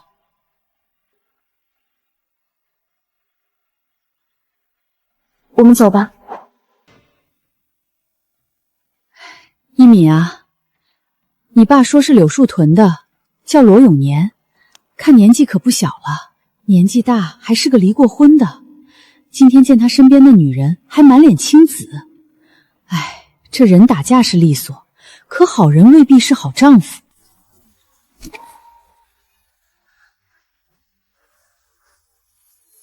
他打赵二海时那般果断干脆，救完我又能背过身去护我周全，我好像真的喜欢上他了。跟邓志明定亲1年多，我都从来没有过这种感觉。二姐，我瞧着大姐和爸妈脸色都不对，你们去镇上又遇到邓志明了？没有，是在镇上遇见救大姐的那个人了。大姐是看上那个人了？我觉得是，但爸妈估计不同意。那人刚从领证大厅出来，可能是离过婚的。这个年代离婚可是大事，从他救大姐的事儿来看是个好人，但好人不一定适合结婚。那人是柳树屯的，咱隔壁三婶子娘家好像也是柳树屯的吧？你是说问问三婶子？这怎么问？八字还没一撇呢，要是被三婶子猜出意图传出去，大姐名声还要不要了？不问三婶子，问他儿子张东升。大强哥不是经常和张东升打扑克牌吗？等他们再凑一块儿，我跟着去套套话，就算大强哥看出来不对劲，他也稳重有成数，不会往外乱说。这个可以。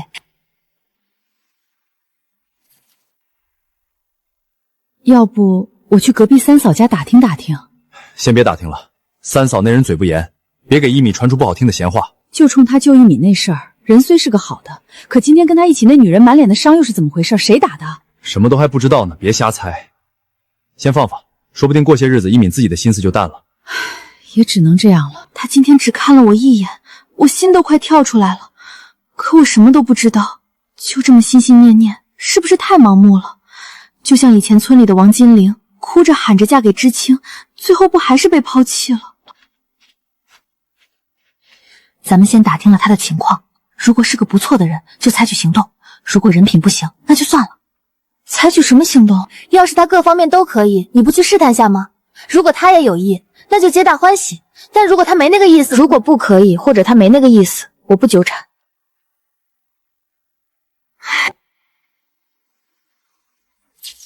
大强哥怎么还不出门啊？这几天地里活多，二叔二婶又懒，活全压在他一个人身上了。我就是再心焦，也只能等。又来了，这红裤衩我是非穿不可了。什么时候去开证明信？明天就去，到时候你把钱都带走，我在这裤衩里缝个暗袋，钱装在暗袋里。大强哥，你要去打扑克牌吗？我跟着去看看呗。你作业做好了没？做好了。东升哥，听说柳树屯有个叫罗永年的，你认识不？罗永年啊，认识认识，他家那点事儿，十里八乡谁不知道啊？打听清楚了，罗永年大概27、8岁，他5、6岁爸妈就没了，从小跟奶奶过，结婚2、3年没孩子。前段时间回家探亲，结果正冲上他媳妇跟人，那个男人是他堂弟，一家子闹得不精。他奶奶身体本来就不好，知道这事儿承受不住，就去了。他前妻脸上的伤是他婶子打的，说是勾引了他儿子。27、8了，年龄有些大，人应该还可以，就是经历挺坎坷的，从小没父母，结了婚又被戴绿帽子，相依为命的奶奶又被气死。现在这种情况还给不给暗示啊？刚死了奶奶又离了婚，他应该没心思考虑个人感情吧？大姐嫁过去会很累，门当户对有时候真的很重要。这个毛衣马上就要织好了，织好后送给他，他要是没回应，我从此以后就不想了。我第一次动心，不想因为胆怯错过，无论结果如何，我都想试一试。他要是对我无意，我也就死心了。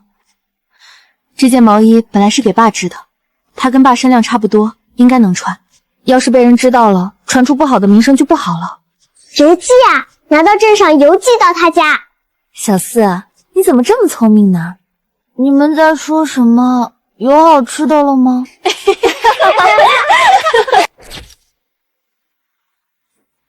同志，昨天说让我们今天来的，我们要去绅士。去绅士那边有接收人或者接收单位吗？没有的话，开不了证明信。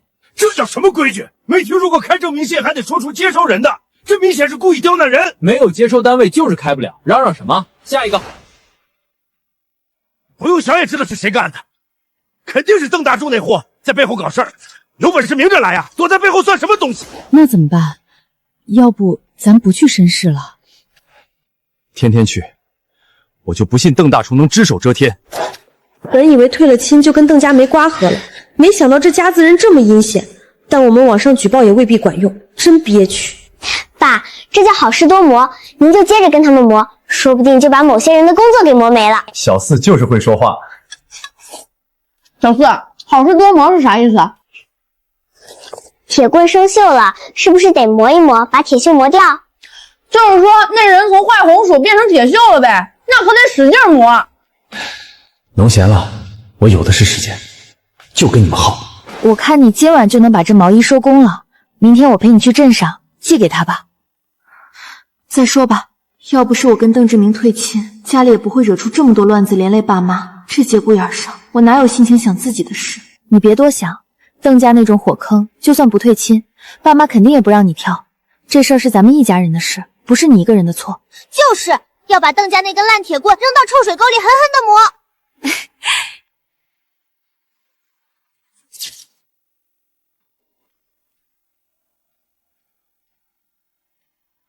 同志你好，我是上水村的顾一敏。前几日遇险，全仰仗同志出手相救，救命之恩无以为报，手织毛衣一件，聊表谢意。是个聪明又漂亮的女孩子，遇到那种事，一般姑娘早就吓得哭喊着跑回家了。她倒能装作什么都没发生，硬生生把脸面撑了下来。我的情况就算了，不该耽误人家好姑娘，这毛衣得退回去。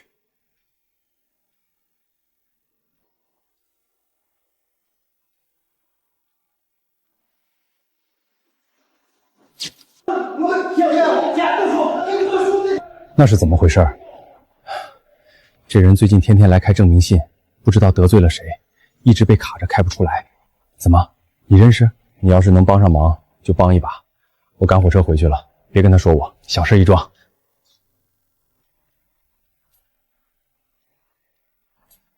个人恩怨不能牵扯到工作里，我还没听说过开证明信还得有接收的。这事儿我完全不知情，这种事儿可大可小。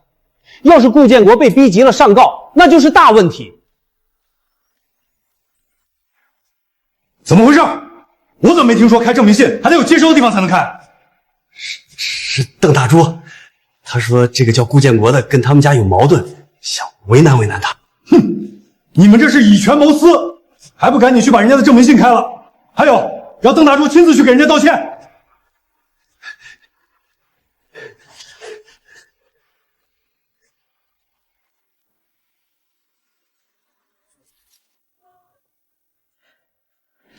真想上去给他几拳。小吴，你怎么搞的？你就是这个态度服务？怎么规定的？你到底吃透了没有？谁教你开个证明信还要卡着要接收单位的？简直是胡闹！是我错了，两位同志，真是不好意思，是我们工作的失误。小吴他刚入职没多长时间，有些规定没有吃透。这是你们的证明信，拿好。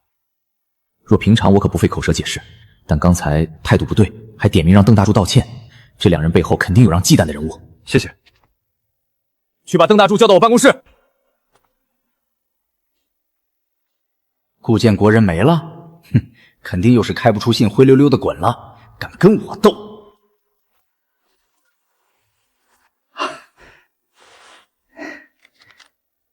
您找我？顾建国和韩德义的证明信已经开出来了。什么？别管怎么说，这是我们工作的失误，你这2天就去给他们2人道歉。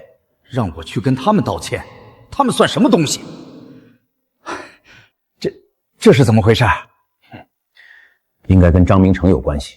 张明成，省城来的那个大少爷，这怎么可能？我还想问你呢，你不是信誓旦旦的说他们就是两个平头老百姓吗？平头老百姓能让张明成出头？我告诉你，邓大姑，你好好的去给人家道歉，让人家把气消了，不然以后有你的好果子吃，还不赶快去！要是他们真跟大少爷认识，为啥不早点找他帮忙呢？我不管他们怎么认识的，现在的形势是张明成为他们出头了，让你去道歉，滚！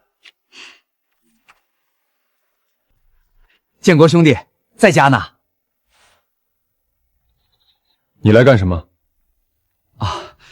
建国兄弟，之前开证明信的事儿是小吴没吃透政策，耽误了你的事儿，我这不特意作为代表来给你道个歉。作为代表，明明是被领导逼着来低头的，装什么大尾巴狼？客气了，我们平头老百姓哪敢劳您大驾来道歉？东西拿走，我们受不起。建国兄弟，千错万错都是我的错，您大人有大量，别跟我一般见识。这东西您务必收下，不然我回去没法交差啊。行了，歉也道了，你可以走了。以后别在背后搞那些见不得人的小动作。是，我这就走。今天怎么给开了？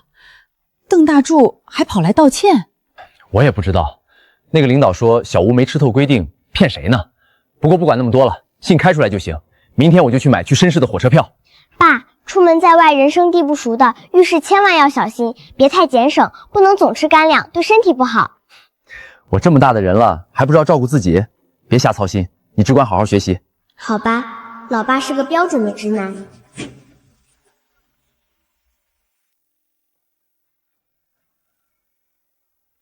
建国兄弟，吃饭呢，一家子热热闹闹的真好，这是给孩子带的礼物。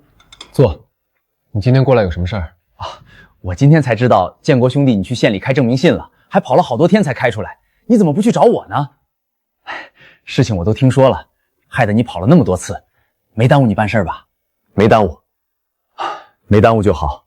我今天来呢，就是跟你道个歉，毕竟是我们工作的失误，也没啥麻烦。你看你又跑一趟，应该的，毕竟是我们的错。他这是来道歉的，话里话外都是小吴的错，那为什么是他来道歉？开证明信捣鬼的事应该败露了，他来道歉肯定是被上面压着来的。他怎么败露的？小吴不过是他找的遮羞布，不知道。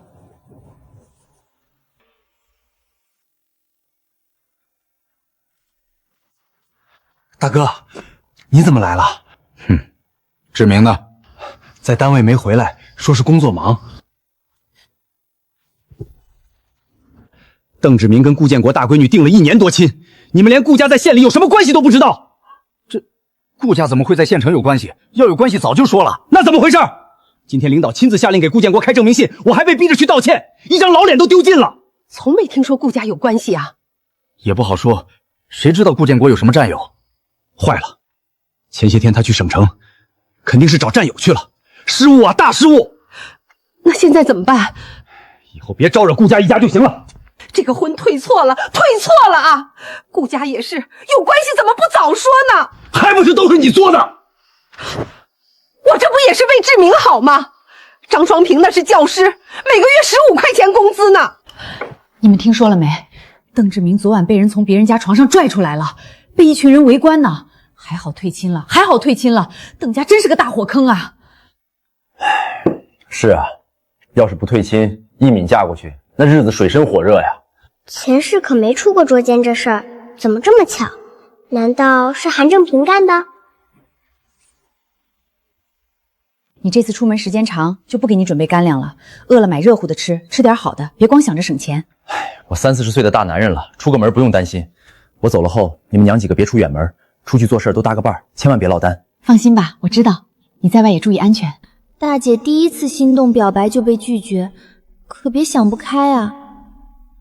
大姐，那个罗永宁枪法肯定不好。你怎么知道？眼神不好啊。顾一敏同志长得好看，温柔贤惠，手又巧，他没看上，简直亏大了。确实是，305村谁不说顾家的大闺女好啊？大姐做饭也好吃，她吃不上，活该。行了，我就是一时觉得失落而已，以后不说这个人了。爸明天就要去绅士了，要是这次拿的货好卖，以后我们的日子肯定越过越红火。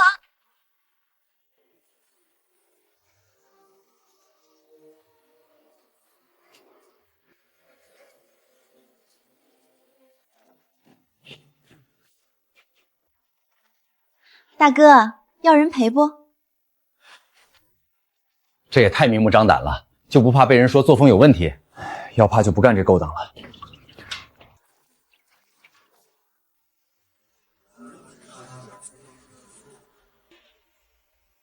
我这是攒了10来年的钱呀，就这么被人偷走了，肯定是你们旅馆的人干的，你们得赔我！你这人说话真可笑，我这是旅馆，不是银行，钱丢了关我啥事儿？你敢说昨晚那个女人不是你们店里的？什么女人？我没见什么女人，钱丢了赶快去。大男人哭哭啼啼的，丢不丢人？那人的钱攒了10几年，我们这钱也是全家的身家性命啊！多亏了媳妇儿在我裤衩里缝了个暗袋，小偷手腕再高超，总不能掏我裤裆吧？身为隔壁房客，我们需要找你们了解点情况。昨晚在这儿住，有没有听见隔壁有什么异常动静，或者是看到什么可疑的人？昨晚8点多，有个抹着红嘴唇打敲我们的门，问要不要人陪，我们给撵走了。对，后来打水的时候，我看见那女的进了他的屋子，之后那屋就闹腾了半宿。肯定是昨晚那个女人干的，她就是个贼。您不知道，我的钱可是贴身藏的，就缝在我的裤衩里，这一般情况下根本不可能丢啊。看来喜欢把钱缝在裤衩里的不止我媳妇儿一个。不过，要是叫了女人办那档子事儿才丢的钱，那真是活该。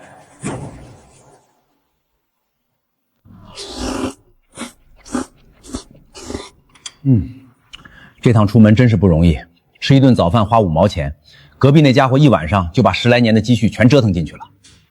财不外露，色字头上一把刀，赶紧吃，吃完咱们找人打听打听厂区怎么走。姓氏到台反映。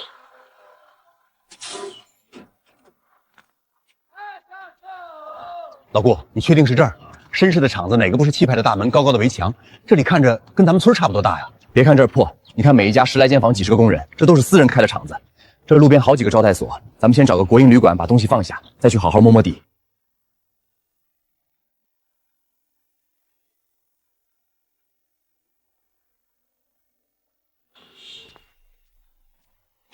这南方的物价也太吓人了，就2碗素面，几口就没了，要1块3毛钱，抢钱呐！嘘，嫌贵你也得在这儿吃。你看周围这几桌，穿的都是走南闯北的样，不是厂里的工人，就是跟咱们一样来进货的，花点饭钱打听点消息，值。老李，听说前面那家制鞋厂老板刚跟小姨子跑了，现在厂里急着清库存，价格压得极低。真的假的？那还等什么？赶紧去啊！不过我这本钱不够吃下那么多，要不咱们合伙拼团去拿货吧？我看这里有不少人为了压价格都在找人搭伙呢。老顾，听见没？量大能降价，还能拼团。先记在心里，下午咱们再多转几家看看。哎，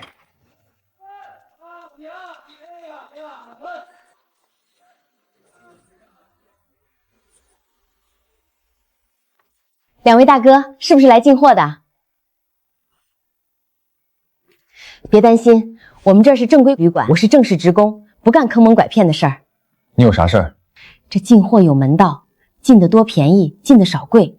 我这儿能把进货的人攒在一起，你们自己商量怎么拼团拿货，压价费就行。要多少跑腿费？1人5块。大哥，想想你们拼团省下的钱，那可是几十几百啊！我们2个商量商量。行，商量好了，随时找我。人生地不熟，谁知道拼团的人靠不靠谱？万一有诈被坑了就麻烦了。保险起见，还是咱们自己去进吧，不去赚。2位老板，您看这件，料子厚实，颜色正，30元一件，绝对划算。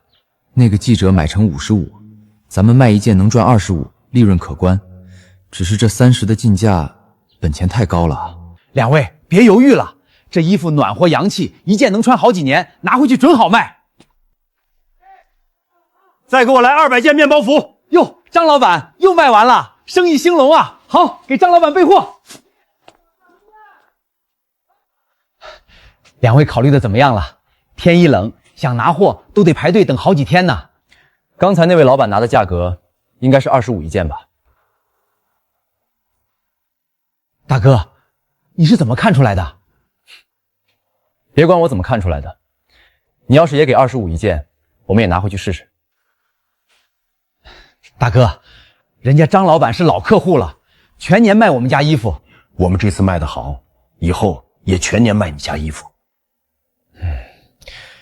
你们能拿多少？先拿100件试试，男款50，女款50。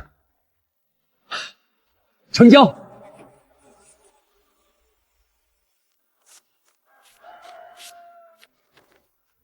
同志，这是2500块换100间面包房的货快，你点点。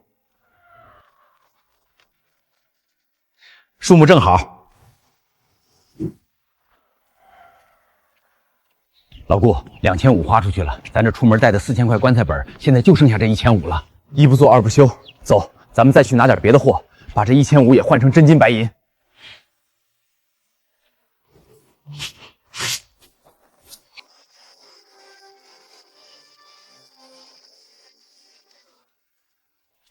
大哥，货进好啦？进好了。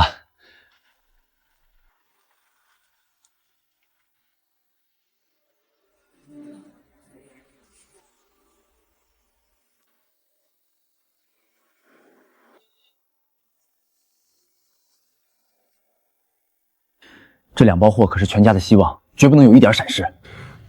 老顾，这面包服和牛仔裤在咱们的小县城怕是不好卖。我也是这么想的，来之前还是想的不够周到，有些失误了。要不，咱们直接把货拉到省城，在省城租个铺子卖。你还记得邱伟光吗？他好像就是省城的吧？对呀，你想找他帮忙，不过咱们以前跟他也不熟啊。以前我看不上那些钻营的人，觉得没骨气，甚至觉得求人办事丢人。现在想想，是我太把自个儿当回事了，不拉下脸，怎么让家里人过好日子？咱俩半斤八两，当初要是活动关系，哪会是现在光景？你真知道他家在哪儿？当初回家探亲，我给他捎过东西，地址还记得。到了省城，我就拎点东西去找他。咱俩要是真在省城摆摊，也得把家里人接过来帮忙。行，我家让你弟妹来，你家让一敏和二慧来，我家那俩熊小子就放你家，让弟妹受累，一起照看着。没问题。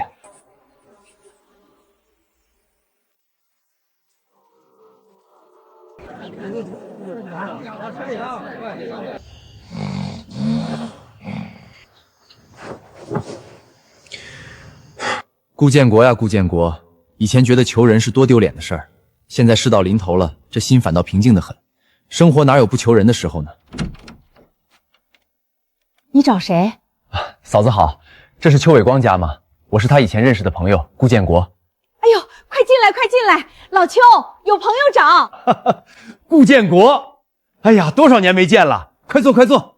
得有7、8年不见了。哎，建国，你这次来省城是有什么事儿需要兄弟帮忙？我跟韩德义合伙去南方进了批衣服，打算在省城做点买卖，可是人生地不熟，想找个摆摊或者租房的地方，这不就只能厚着脸皮来麻烦老朋友了。南方进货，你们俩这胆子可真够大的。行啊，都是为了养家糊口，一大家子人靠几亩地，日子实在太紧巴了。这事儿包在我身上，这2天我就给你划摸个合适的房子。老朋友，多余见外的话我就不说了，下次过来做生意，咱们兄弟必须好好喝一顿。顾建国和韩德义真是太见外了，我就帮了个小的订铺面的忙，还非让拿件衣服回来。这是你朋友送的？是啊，怎么了？这什么衣服啊？怎么这么奇怪？能好卖吗？建国他们别亏了啊！你知道这是什么衣服吗？知道多少钱一件吗？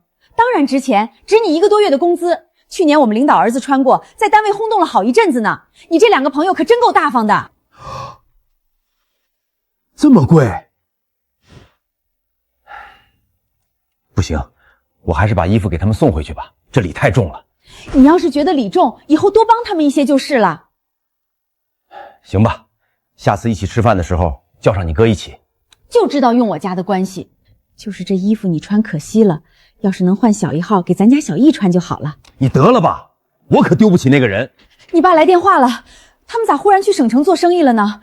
那可是省城啊，人生地不熟的，能成吗？老爸还是可以的，羽绒服卖得贵，当然得在省城卖。爸说他来接我们，让你和一敏去，还有你慧英婶子，他家那俩淘小子到时候住咱家。既然你们爸都定好了，你俩赶紧收拾东西吧，锅碗瓢盆铺盖衣服都得带齐了。省城肯定很好玩，我也想去省城。放心吧，咱们很快也能去，说不定过了年咱家就都搬省城去了。顾一敏，顾一敏，你给我出来！顾一敏，你是不是早就知道邓志明跟小寡妇的事儿？你故意退亲让我跟他定亲，是不是？你怎么这么恶毒？我不跟你吵，我为什么退亲你管不着，你为什么定亲我也管不着。你们最好现在离开我家，不然我就不客气了。你们最好赶快滚，不然咱们就去找警员评评理，好好说说你们是怎么定亲的。滚！所有事肯定都是顾家人策划的，他们知道邓志明和小寡妇的事儿，故意挖坑让我跳，都是顾一敏害的我。邓志明工作没了，名声也臭了。本来我想退亲，可偏偏查出来怀孕了，我怎么就这么倒霉？行了，别哭了。当初我让你慎重，你不听，现在木已成舟，哭有什么用？邓志明工作室没了，但邓家不还有个邓大柱吗？你去找邓大柱，让他把你的民办转成本办的。要是他们能办成，这个婚也还能结。还缺什么东西？这要是忘拿了，到了省城还得花钱买。妈，再带2双纳好的千层茧吧，去了那儿怕是没时间做。还有爸的厚衣裳也得带上。我没事儿，我先去老韩家一趟，把弟妹和2个孩子接过来，明早我们一起走。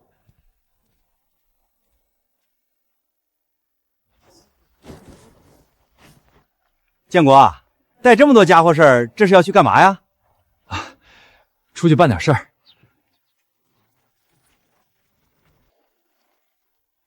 大嫂，大哥带那么多东西去哪儿啊？是不是发财去了？建国到底去干什么了？你今天必须给我说明白。我也不知道啊，他就是说出去办点事儿，具体干啥也没跟我说。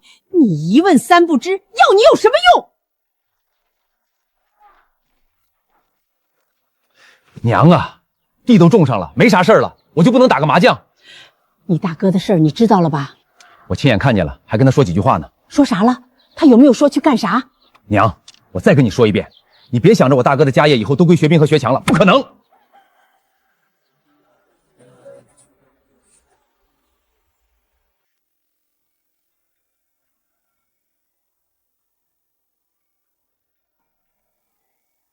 住在利州的人真是太幸福了。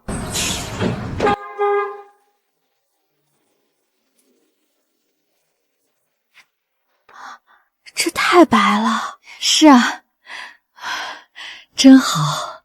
别光看了，去楼上收拾收拾，不然晚上没地方住。你们3个女同志住上面，我跟建国在下面打地铺。门外走廊有煤炉子和案板，可以做饭。那头还有水槽洗漱。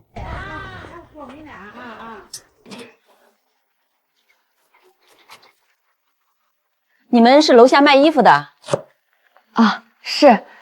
你们卖的什么衣服？我们刚来，也不知道。嗯。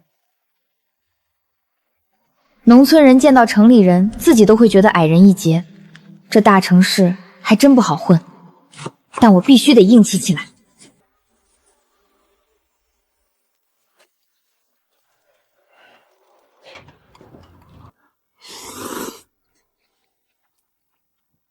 明天就开业吧，这算日子啥的也顾不上了，看着这2包货在这堆着，心里就焦，早卖早安心。是啊，可是咱们都没做过生意，根本不知道怎么卖货呀。要不让一敏和二慧先试试那些衣服好看不？这衣服太贵了，看着又怪模怪样的，别穿上不好看，更没人要了。我看行，你俩长得好，要是你们穿上都难看，别人穿上咋样就可想而知了。好看吗？总觉得大腿勒得紧，不太舒服。我说不出来，应该好看的吧？你穿着也好看的吧？明天你俩就穿着这衣服吧，总得把衣服展示给人看。第一次做生意，把全部身家都押上了，要是真亏了，我真不敢想象。哎呦，这俩闺女长得可真俊呐！这衣服多少钱？55。55？抢钱呢！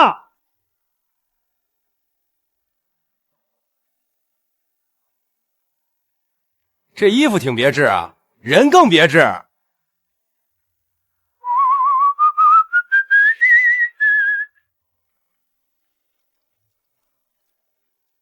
是不是价格定了高了？不高，面包服咱们是1周独一份，牛仔裤加上咱们也就2家卖，他们也是卖的15块钱一条。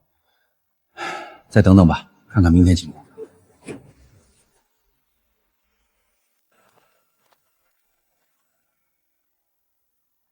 拼了！这是我第一次推荐衣服，要是被拒绝多尴尬。两位同志，喜欢的话可以试试，我觉得你们穿上肯定好看。能试？在供销社买衣服是不能试的，你们这里能试衣服啊？能，我在楼上住，你们跟我去楼上试吧。这裤子穿着确实显腿长，就是15块钱有点贵了，能便宜点吗？两位姐姐，你也看到了，我们是第一次做生意，怕卖不出去，定的价格是最低的了，再便宜真不赚钱。我们租这房子，亏了钱房租都交不上。要不你们再去楼下试试面包服，反正是免费试穿嘛。要不我们试试？这衣服吧，虽然贵了点，但是穿上又暖和，还特别有面子。而且这衣服耐穿，能穿好多年。姐姐你俩长得白，穿上红色更显白了，比我和我姐穿好看多了。我俩没你们白。再说过年穿红色多喜庆。衣服是好，就是太贵了，咱们还是算了吧。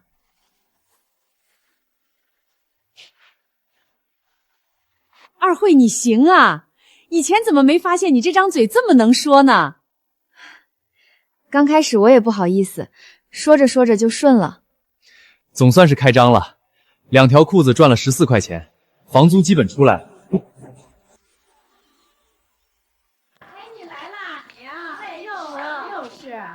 建国兄弟，生意怎么样啊？嫂子来了，我带姐妹们来看看。哎呦，你们家这2个孩子怎么这么会长，太俊了！你们快摸摸这料子，这叫面包服，里面塞的可是鸭绒，穿在身上又清浅又暖和，比咱们那大棉衣强多了。摸着是挺软和的，可不是嘛！你们赶紧试试，穿上保准洋气。衣服是真好，就是这价格55块钱，太贵了。是啊，抵我1个多月工资呢，我们再考虑考虑吧。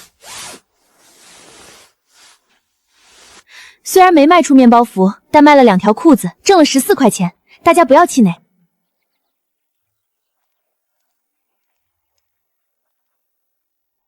这就是面包服啊？对，这就是面包服。要不我给您拿一件试试？您穿上真好看。好看吗？好看，你穿什么都好看。就这件吧，再给我拿一件牛仔裤。一共多少钱？145。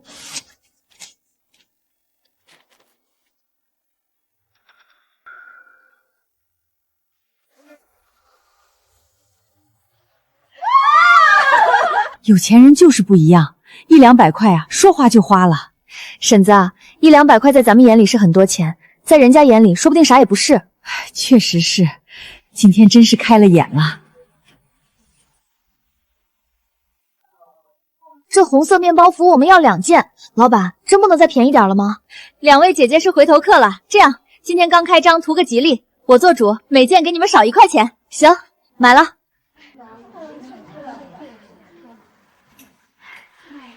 老朱，这衣服试着是真暖和，款式也新，就是这55的价格，你帮我们说说情吧。二慧啊，你看嫂子带了这么多人来，能不能便宜点？嫂子，您要是自己买，我肯定给您成本价。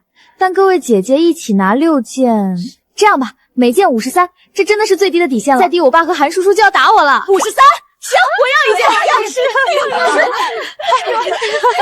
爸，今天面包服卖了10件，牛仔裤卖了7条，咱们一共挣了277块钱。277啊，这几乎是一个工人大半年的工资了。这几天咱们几个几乎夜夜睡不着觉，今天总算看到希望了。来，干一杯！这生意咱们算是做成了。对于新鲜的东西，刚开始大家不能接受，但只要有人开始穿了，肯定会有人跟风的。咱们的好日子在后头呢。没想到做生意这么挣钱，咱们一共挣了4200块钱啊！我能再数数吗？数，一敏啊，好好数。得赶快去进货了，明天就买车票。这次咱们多进些货。这几天那个开吉普车的小子一直在铺子门口转悠，一米和二慧留在这儿，我实在不放心。要不我跟老韩去进货，你们娘仨先回家，等我们回来，你们再来。大姐、二姐，你们回来啦！爸呢？衣服好不好卖？你们在省城好吗？好，都好。爸和韩叔叔去南方进货了，衣服全卖光了。太好了，我家老爸终于开窍了。四合院，我来了。跟你们说啊，这次去省城，那衣服卖的可火了，抢都抢不过来，赚了不老少呢。前世听人说80年代摆地摊就能挣钱，看来水分不少啊。爸又去进货啦，这次进什么货？估计还会。你前几天去哪儿了？跟我爸出去了。你跟你爸去哪儿了？我爸不让我说。奶，你要是想知道，等我爸回来问他呗。我就问你了。奶，我刚才看到二斌子哭着回来了，不会是被人打了吧？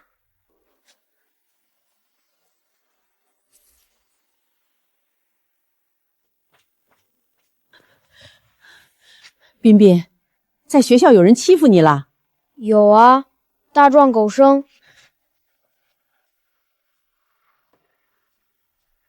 怎么样，两位老板？我家的货是不是很好卖？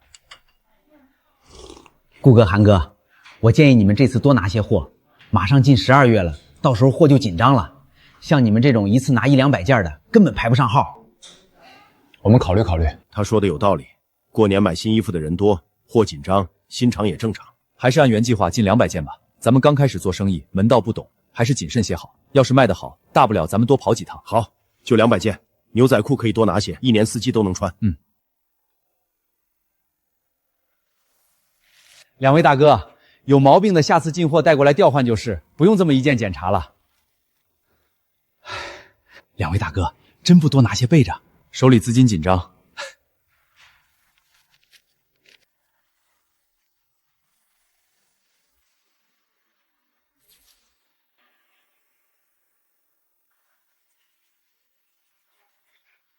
哎呦，拿着老些破烂挤什么火车呀？全蹭我身上了！对不住啊，大兄弟。两位老哥，你们这大包小包的装的啥稀罕玩意儿啊？鼓鼓囊囊的。没啥，就是点土特产，带给亲戚的。土特产装这么大2麻袋。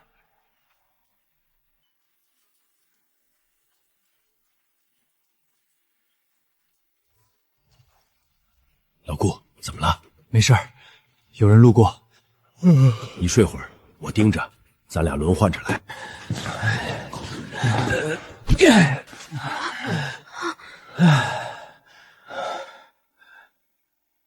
爸，韩叔叔，你们怎么熬成这样了？爸，快擦把脸，我和大姐这就去给你们下面条。哭啥？货平安带回来了，有你们俩给爸下面饭，爸一点都不累。这吃了多少苦，这挣的都是血汗钱啊！这生意赚钱是赚钱，但也太折磨人了。你看看，俩大老爷们儿都快不成人样了。婶子，爸和韩叔在外面拿命拼，咱们在家里更得把店看好，多卖几件衣服，不能让他们这苦白吃。对。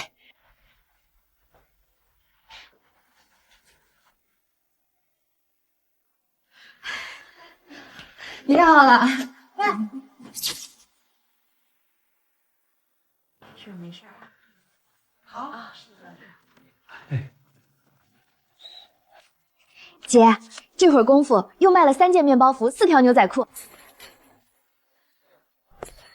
前几天怎么没开门啊？去进货了。今天需要点什么？路过这儿，过来看看。你有事儿吗？没事儿，我叫张子俊，交个朋友吧。我的车就在外边，带你去兜风怎么样？有对象还来约别的姑娘，把人当乐子呢。不了，我们这儿忙着呢。难追的女孩子才有意思嘛。你什么时候有空？我过来找你。什么时候都没空。那我下次再来找你。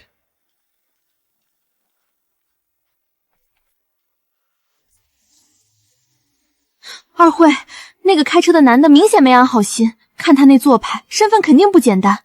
咱们在这儿两眼一抹黑的，他要是敢乱来怎么办？要不跟爸说一声？先不用，以后他要是做了出格的事儿再说。他就是再有权有势，也不能光天化日之下为所欲为吧？爸，要不我们隔出来个地方，专门让人试衣服，试裤子的时候不方便。行，在中单角拉个帘子。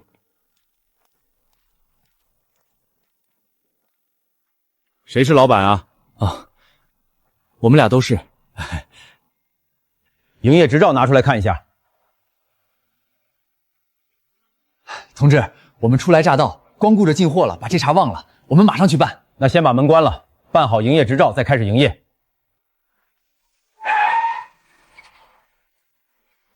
怎么了这是？你们这店没有营业执照，属于无照经营。没必要。同志，我们先关门办营业执调，办好再营业。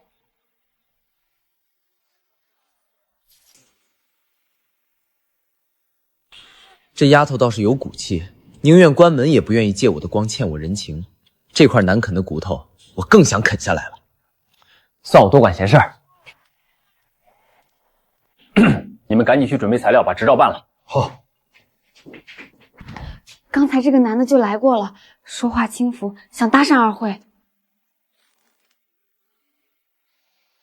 二慧做的对，咱家不稀罕那种人的帮忙，大不了少挣几天钱。本来就应该这样。下午咱俩就跑手续去办执照，晚上把邱伟光请出来吃个饭。对，是得打听打听这个张子杰到底是什么来历，省得以后防不胜防防。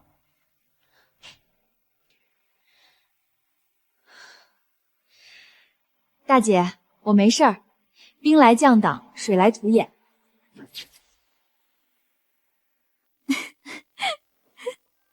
你笑什么？我以前觉得以后找个对象长得别太难看，人老实能干，会体贴人，能跟我一起在村里种地过小日子就行了。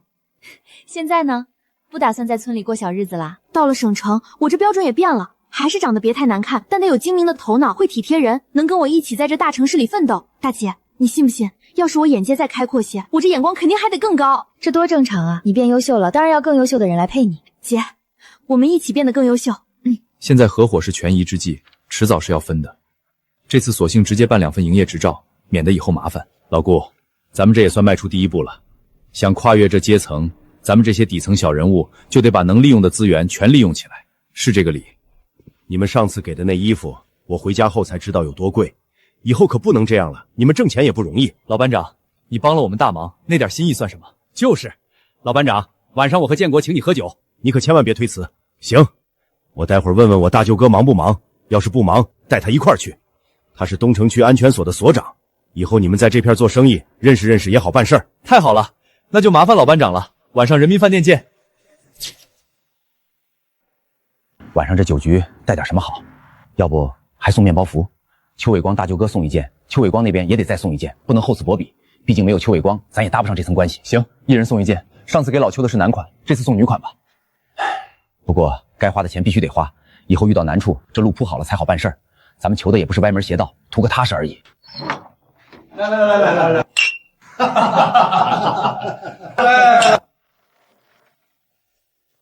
以前死要面子，觉得逢迎送礼没骨气，现在倒是越做越娴熟了。我觉得现在挺好，是挺好。建国和老韩送的，他们又让你帮什么忙啦？没让帮忙。今天我带着你哥跟他们一起喝酒了，你哥也得了1件男款的。你这2个战友会来事儿，出手也是真大方。生活所迫吧。当初退业的时候，要是他们有这觉悟去钻进一下，也不会沦落到做点小买卖了。怎么就沦落了？听说他们生意可好了，这种衣服这么贵，你说他们1件能挣多少钱？再挣钱，能有正式工作有面子。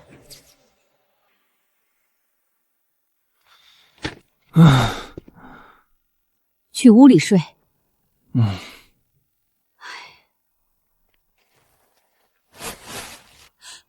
老朱，哪来的衣服？伟光的一个战友是卖衣服的，他送的。老朱，这么贵重的东西，我们可不能犯错误。犯什么错误？人家根本没让我办事儿。你天天穿制服，这衣服给儿子穿吧。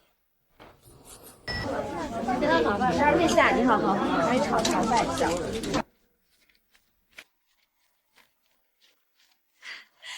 2045块钱，今天挣了1060块。照这速度，过2天又得去进一趟货了。这回要不跟着货车走，坐火车能拿的货太少了。货车不安全，路不好走不说，要是路上碰见路匪，咱们就亏大了。算了，还是坐火车保险，大不了咱们辛苦点，多跑几趟绅士。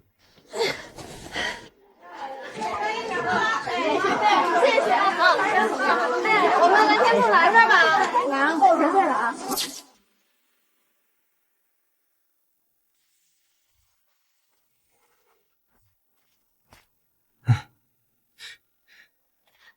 我是不可能跟你交朋友的，你以后别来了。为什么？不为什么，就是不想。大家都是年轻人，不过是交个朋友，看把你戒备的。再说，你没有听说过多个朋友多条路吗？反正我不想跟你交朋友，你爱怎么样怎么样吧。明天我还来。二慧啊，我看这小伙子还不错。婶子，他有对象。有没有对象还不是咱们猜的？你看他开着小汽车，家境肯定很好，人长得也精神，多好的一婶子，这事儿就是我爸妈也不会同意，您别说了，我这也是为二慧好，好不好我自己清楚。哼，这姐俩仗着长得好看，眼光也太高了，连开小汽车的都看不上，想找什么样的？早晚有他们后悔的时候。大姐，我担心张子俊还来。他要是天天来，肯定会有不好的传言。名声对女孩子多重要啊！要是在村里，我早拿扫帚把他打出去了。可这是省城，他身份又不简单，打是绝对不能打的。等爸回来，让他打听打听那个张子俊，不行的话就找他家长，他家长总不能也不讲理，也只能这样了。等爸回来，咱们再租个房子住吧。不想跟他住一起了。咱爸应该有计划，过了年生意应该就会跟他们分开，没有利益牵扯，大家能处得好。牵扯到利益，说不定什么时候就闹掰了。还是分开的好。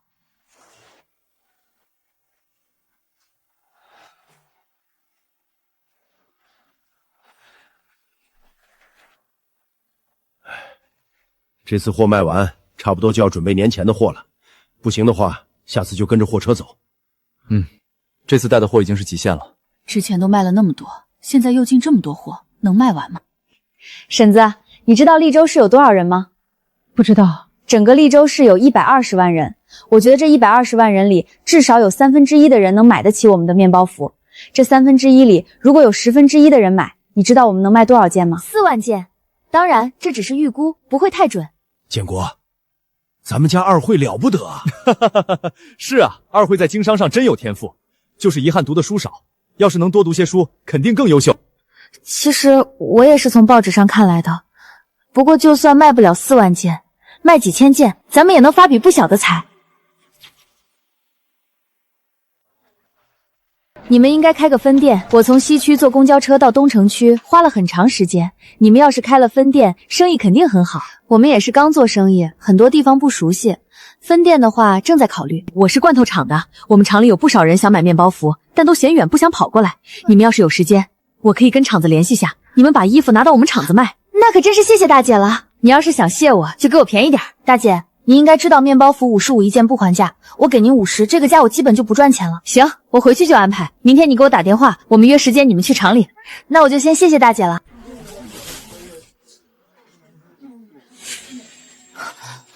你站住！衣服还没有付钱，你不能走。我付钱了。你把钱给谁了？我把钱给他了。他根本就不负责收钱，我就是给他了。你去忙吧，我报安全员，让安全员处理就行。我明明把钱给他了，你就是报安全员我也不怕。这衣服是我买的。你们是不是记错了？他交了钱。你们是一起来的吧？你们不走，他为什么提前走？我家里有事，想先走。要走也该跟同事说一声吧？你给谁说了？我在这看着他，你去报安全员。好。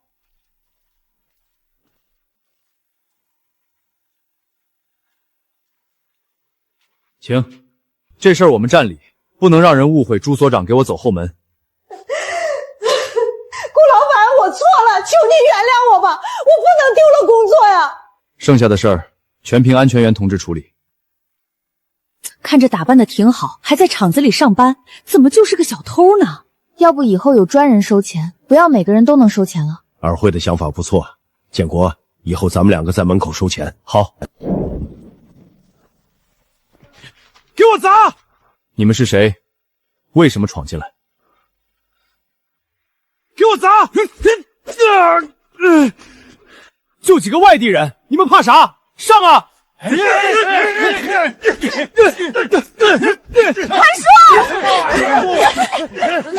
叔，快撤！为什么来砸我们店？我叫吴大飞，赵香玲是我妈。做错事的是你妈，你还要来砸我的店？怎么，真把自己当府会老大了？别跟他们废话了，报安全员吧。大哥，我们就是一时冲动，我们知道错了，就不要报警了。我们平时跟吴大飞玩得好，他一叫我们就来了，根本不知道他妈干了啥呀。当我们好欺负？你们想来就来，想走就走？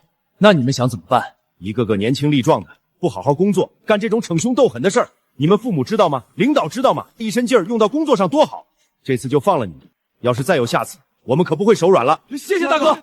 大哥，面包服能让我试试吗？我想买。这也是个心大的。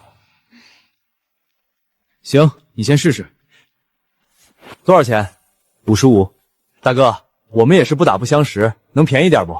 哼，你说呢？好吧，我知道了。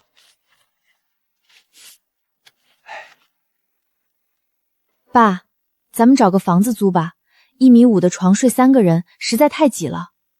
我也觉得现在几个人挤在这儿很不方便。吃过午饭我就出去看房子。谢谢啊，兄弟。不用谢，你们这是往哪儿搬啊？单位分了房子，往新房子里搬。你是想看看房子，买还是租啊？看情况定。你算是找对地方了。我们单位这批房子下来了，老房子空出来不少。你要是想租，我家这个院子可以租给你2间。就你家这么大的院子，买的话要多少钱？你想买？先看看。就我家这么大的院子，你要是买的话，至少得4000块钱。这么贵？也不算贵，房子一共9间，住一大家子没问题。而且这地价好，往前3站路就是市，医院、学校、供销社都近得很。你这院子卖吗？这个我得回家商量。行，你们商量商量，我再看看别的地方，明天再来。我今天看了2家想卖的，一家300-400平，10来间房，要价4000；另一家大概500平，20来间房，要价5000。不过院子比较旧，看着乱七八糟的。咱们这几批货卖出去，手里的钱够买房子。我今天去看了看，那边有3家院子要卖，不便宜啊。确实不便宜。以前咱俩10来年才攒下2000多块钱，现在一个小院就要4-5千。不过咱们现在确实需要房子，有了房子就能把孩子都接过来了。我明天也去看看，行的话就买了。爸，买了房子是不是就该给3进和小4找学校了？等买了房子，我就去打听学校。到时候我们一家就团聚了。我又去其他地方问了，价格差不多都是这样。小一点的院子4000，大一点要5000。这么贵？其实算算也不贵。二慧跟我算过账，咱们在村里盖3间房要2000多，咱们看的小一点的院子也有8-9间房，再加上地皮的钱，算下来真不贵。要是这么算，确实不贵。下午早点关门，我们一起去看看院子，可以的话就买下来。想要什么？我看看。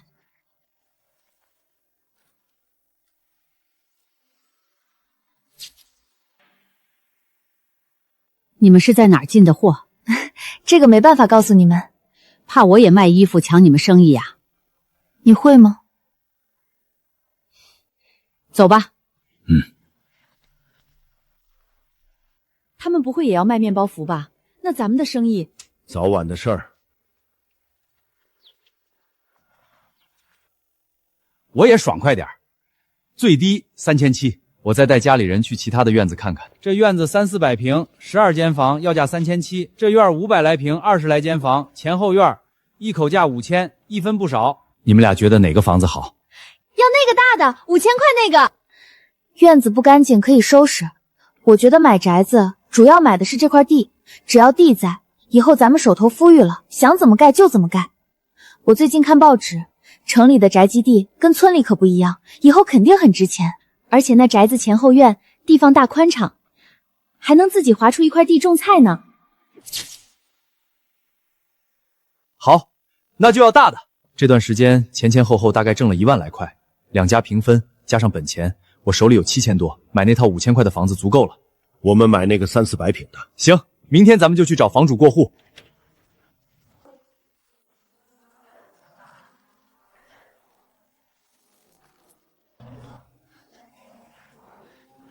谢谢同志。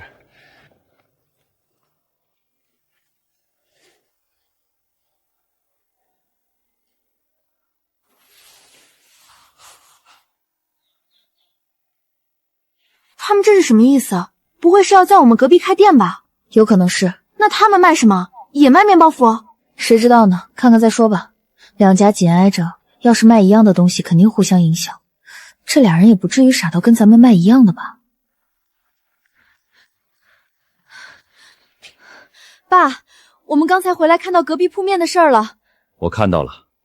过几天，我跟你们安叔进货的时候，再看看能不能进些其他东西。几天后，距过年还有20来天，棉衣旺季到来。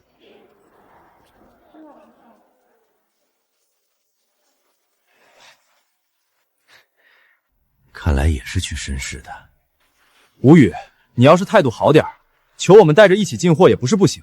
毕竟咱们一家也做不全市的生意，这么偷偷摸摸的跟着，真是恶心人。那你就给换换，不能换，爱住不住。给我们开一间离他们最近的房间。跟他们的房间隔了3间，他们要是偷偷走了，我们怎么跟得上？为什么一定要跟着他们？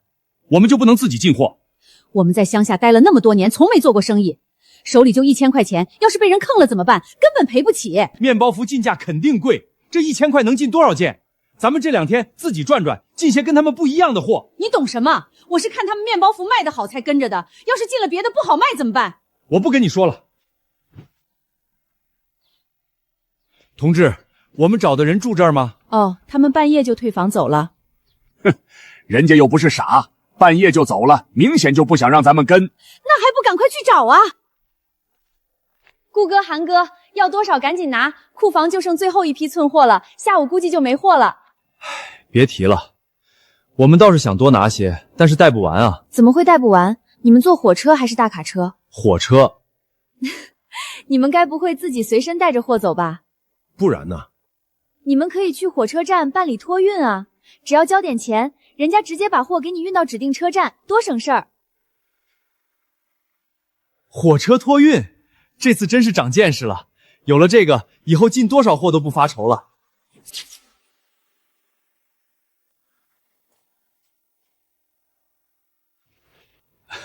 两位大哥，这么巧啊！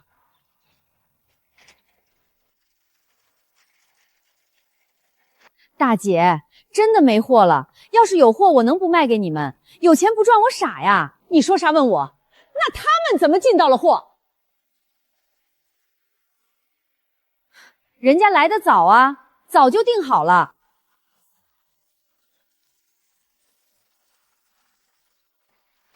神气什么？不就是比我们早来一步吗？行了，别丢人了，咱们再去别处转转。刚开始我还挺紧张带人的，现在看来没必要，人都不会做，更别说做生意了。不过也不能掉以轻心，有时候蠢人搞出来的事情很难办。要是他们进了面包服回去，卖不过咱们就降价，对咱们影响也不小。大哥，有生意跟你们谈，能进去说吗？进来吧。两位大哥是做什么生意的？我叫段庆华，也是做服装生意的。你们看看我的货怎么样？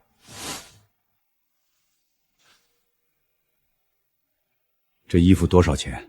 两位大哥，你们觉得我这些衣服一共值多少钱？猜不出来，你直接说吧。这些衣服拿货的话，用不了10块钱。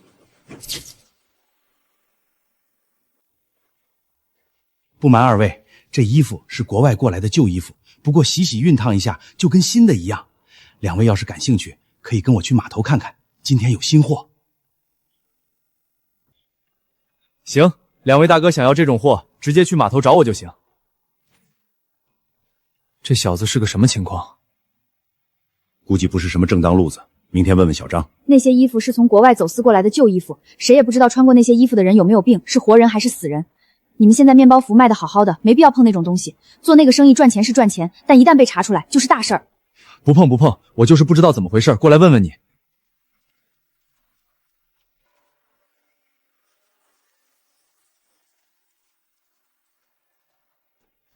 跟着我们的那2个人，估计进了走私的2手衣服。只要他们不影响我们的生意就行。我看这些家具也都不能用了。虽然杯怎么了？等爸回来，让他看还能不能修，能修就先用着。等咱们挣的钱多了，这宅子再好好整理一下。现在先凑合着住。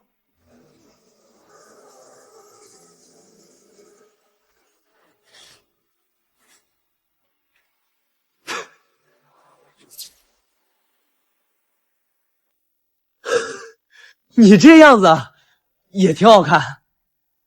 你又来干嘛？想跟你说几句话。进屋说吧。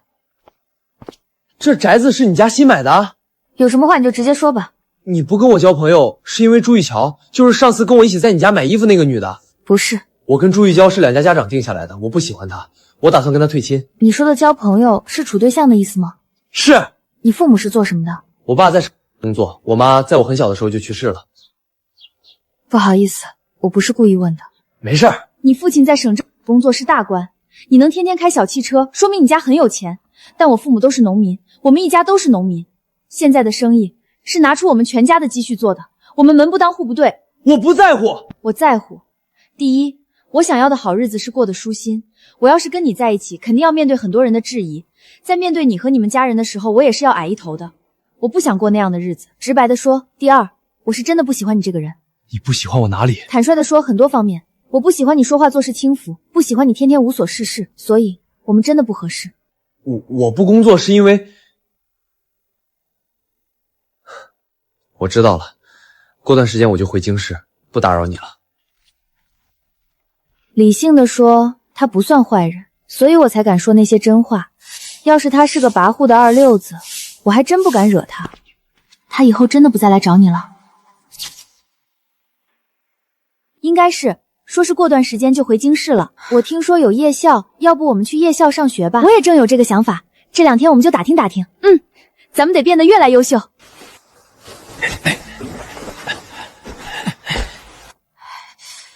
现在买衣服的人越来越多，这批货到过年前肯定能卖完。隔壁也进货回来了，把货收拾一下，以后跟隔壁井水不犯河水。也不知道他们进的什么货。管他什么货，这俩人去南方进货的时候，像狗皮膏药一样在后面跟着我们，就是那点安杂心思。真不要脸。以后小心点隔壁就是了。接下来的几天，生意一天比一天好。我们每天下午关了门就去收拾那座新房子，看着那个破败的院子一点点有了家的样子，再累也觉得浑身是劲儿。奇怪，我们进货回来都好几天了，隔壁怎么一直没有开门营业的动静？姐，隔壁这俩人到底在打什么算盘？